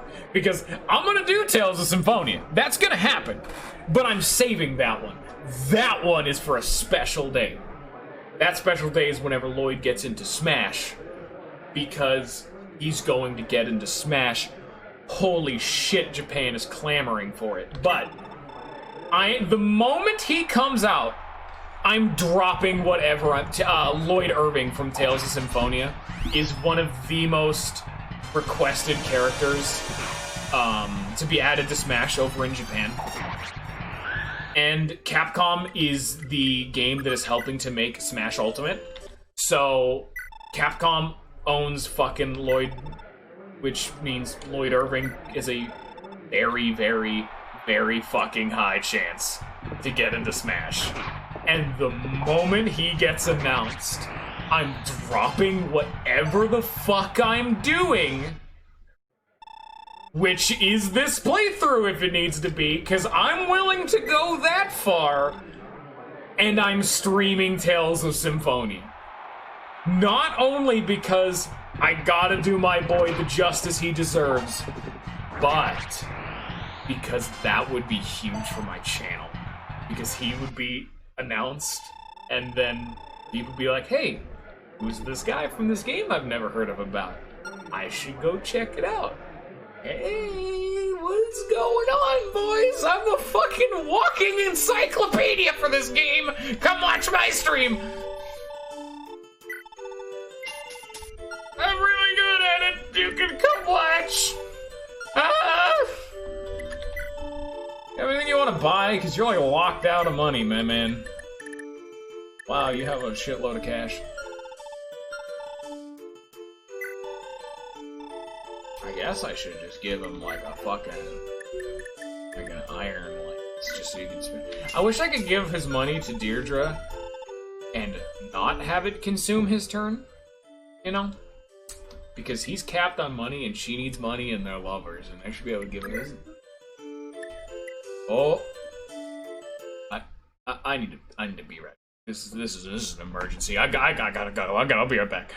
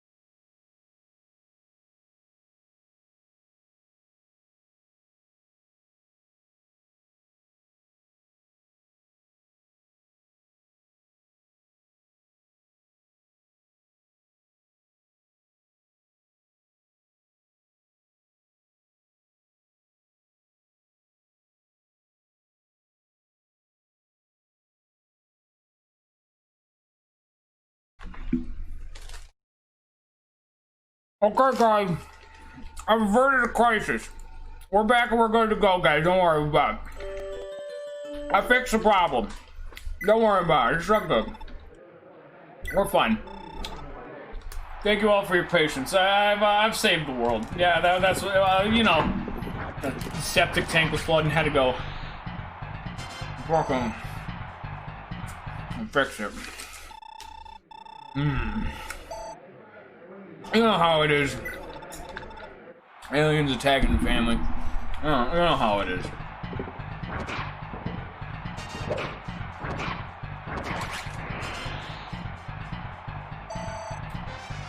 It's definitely not a breakfast burrito from Muchas Gracias that I'm eating right now in front of a live studio audience.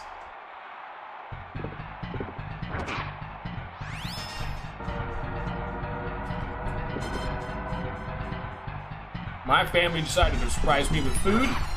Is what didn't happen. None of you can prove it. And I must eat it now while it is warm.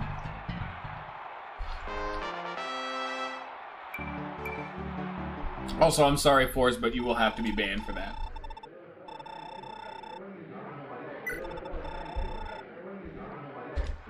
No particular reason. Just feel like you deserved it. Oh, okay. Honestly, a lot of the time, I have a bunch of random ass clips that just aren't even anything on my channel. People will just make clips for no fucking reason that don't show anything off.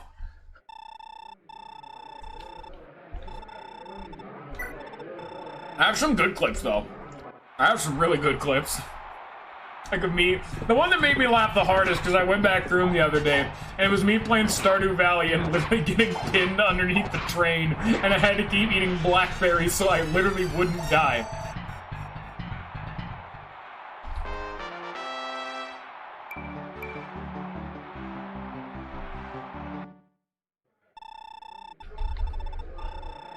Annan.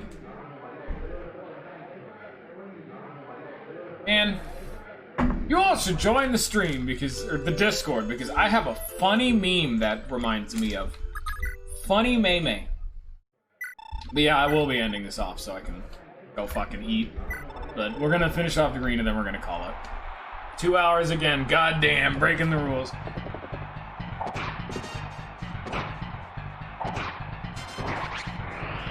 You actually leaving? Bye-bye! Be sure to check out the entirety of my YouTube channel, because I shilled for everything on there. I have put like 15 hours now into shilling for myself.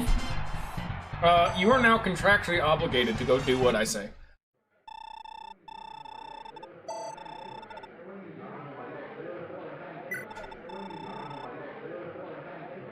Cannon.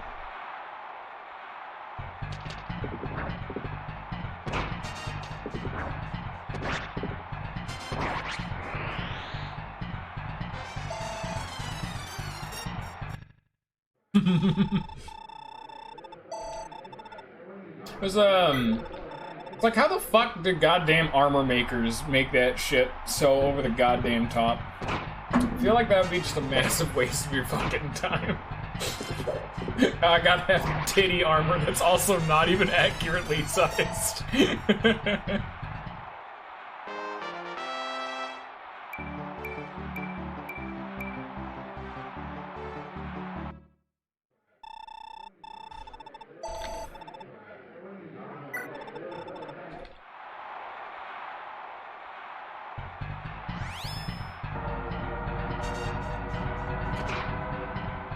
Why would you give a damn when you can get with...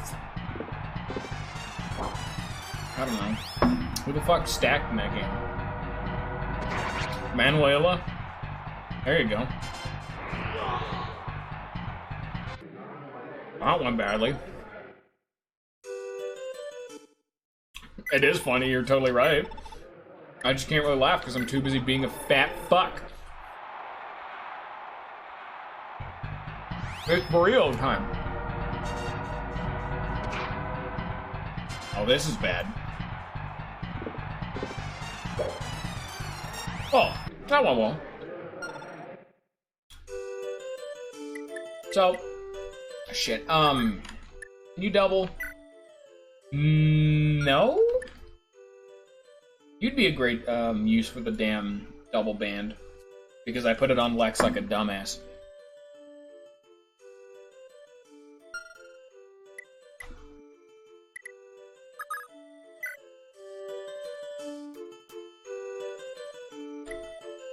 It is very difficult to menu right now.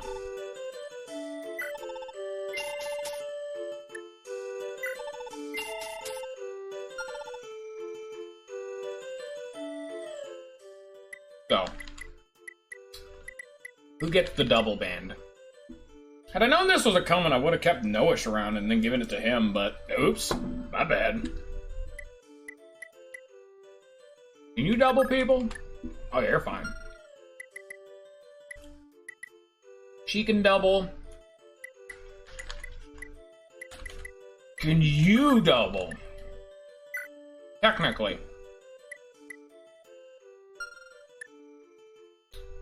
He's a fast-ass boy. Bah. I'm gonna give it to Quan.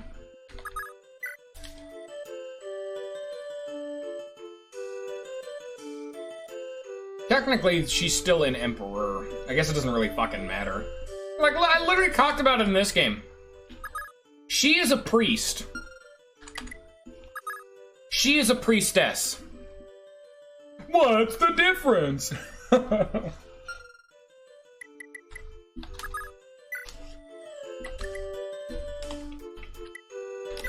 Now the difference is the fact that she's a special fucking snowflake and gets to have her own goddamn class. It's my class and no one else can have it.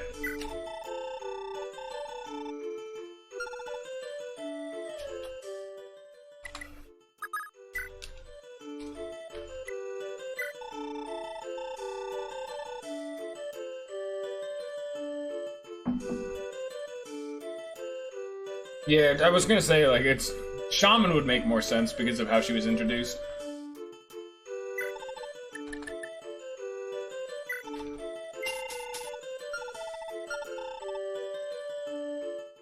Yeah, because I threw $20,000 of Lex's money into the fucking trash. Oops.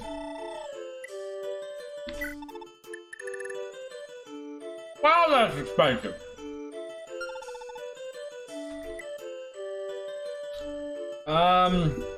Hey Quan, can you like win a fight or two more in the arena so I can buy the pursuit ring? Fuck.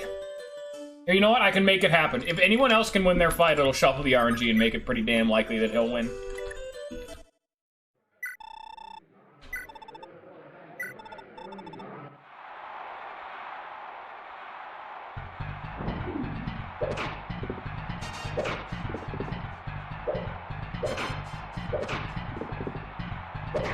God damn it, Aaron.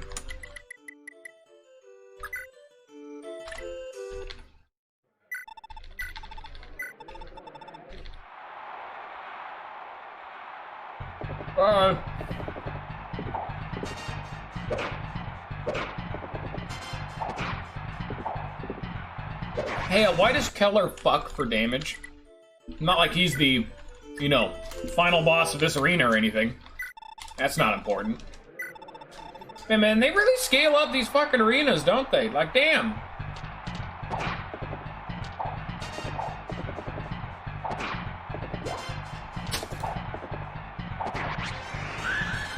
These motherfuckers are carrying around brave weapons.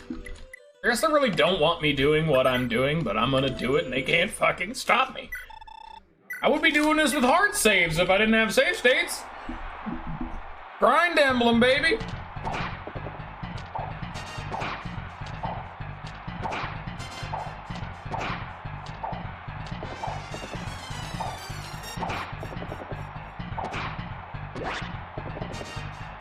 Yeah, dude, you did it! Nice! Good on him! Man, dude's doing a good job.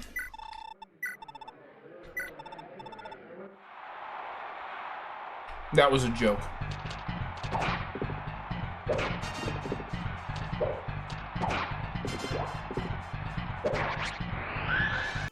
That's not gonna work with.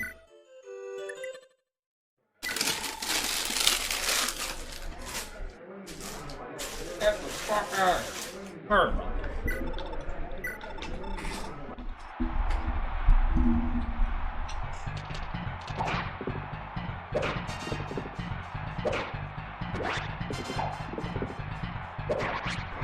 Yeah, everyone's getting stonewalled at Keller, which sucks butt. Come on. Have like one guy win so I can have Quan get this fight win. So you can get the damn pursuit ban.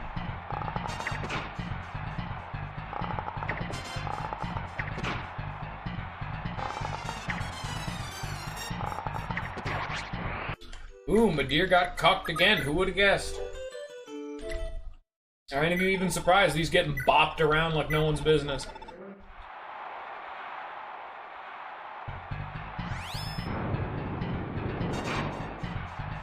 Alright, just don't die, Azel. Alright, now just dodge 2. Oh, he doubles! Aw, damn it. Well, there's always another chance. Maybe this one. I don't think that will actually change the numbers at all now that I think about it. Actually, well, I won't miss that second time, but I don't know if it'll do enough damage. Oh no, that did it. Azel was this close to greatness. He just had to realize that thunder is better than fire. Did you not watch Avatar? Come on, man. You should know this. And I literally just stole that joke from someone. Thank you, whoever said that. I think it was Zion, I'm not sure. Thank you.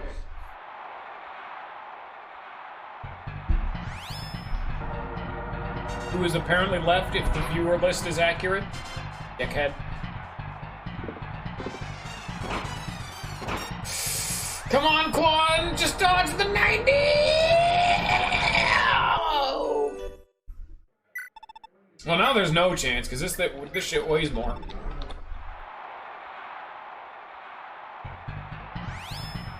Yeah, no, he literally just can't win that fight. I might need to wait a turn so I can pass cash around, because I'm going to need to get Deirdre money anyway.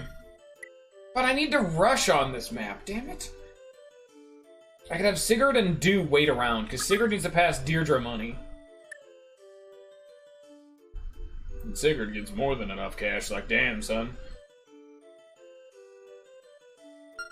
How much does she need? Probably all of it. Who needs to, I don't need to worry about who needs to talk to who, we'll worry about it later.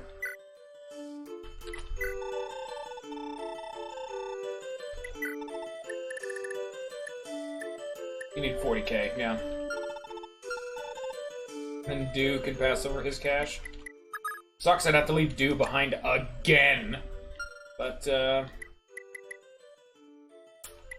I think I'll have everyone else roll out and Sigurd and Do can just wait for one turn. Then I can have Sylvia get Do back up to the front lines anyway. Yeah, that'd work. Sure.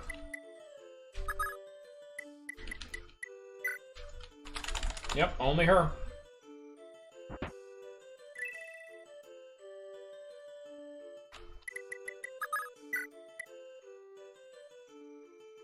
It had to be Ethelyn instead, but let's be frank here, even she doesn't have money.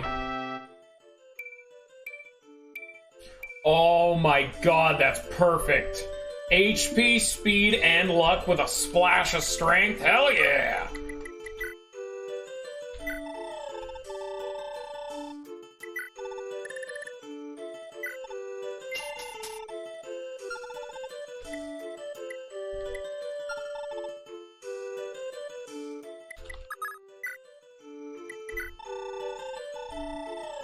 This bitch gets all of the utility ones. Woo! Here's a billion stabs. It's only you can use like a half of them. The only one anyone else can use is a heal. That's just because I need her to have something generic to use. God damn. You say, why not use Ideen? Who? Yeah. I think that'll be, do I need to do anything else to prep? Because I think I like the system of occasionally having arena... oh, she actually never had her chance. Of having arena streams dotted throughout. Because that would just make it so I actually can do arenas more efficiently. Thank you, Lag. Really appreciating that one. Or I guess I should say thank you, Ninja. Really appreciating that one. It's not my fault Ninja's a big dum-dum who doesn't know how to teach me good moves. Honestly, Wailord is one of my favorite Pokemons. That shit checks out. Good on him. And then we just bum rush to shit out of the top, I guess. What even is this? Sand Divot? Town. Okay, there's a bunch of towns I would need to flex on over into. But mainly it's bum rush the front, so we can get to the top left town. I don't even know how we get over here, actually. The Tower of Bragi? This game's so much louder than it needs to be. I would assume there would be like some way of crossing the ocean. Unless I just don't need to worry about it, but... Yeah, this is gonna be a bum rush straightforward because there's still these two villages right here. But that will have to be for tomorrow. So anyway, what are we doing tomorrow, actually? I think tomorrow's another 2 hours because I have to work early. Ah, shit. Well, whatever then. Having the occasional arena stream, I feel, would make the episodes flow better because people could just have entire. Because if people fucking watch this on YouTube in the future, they could be like, "Oh, this is an arena stream," and they just skip the whole thing and they won't miss any content. That'd be way better of a solution, I feel. That was arena. We're done with the arena, and therefore, we're done with the stream. Bye bye.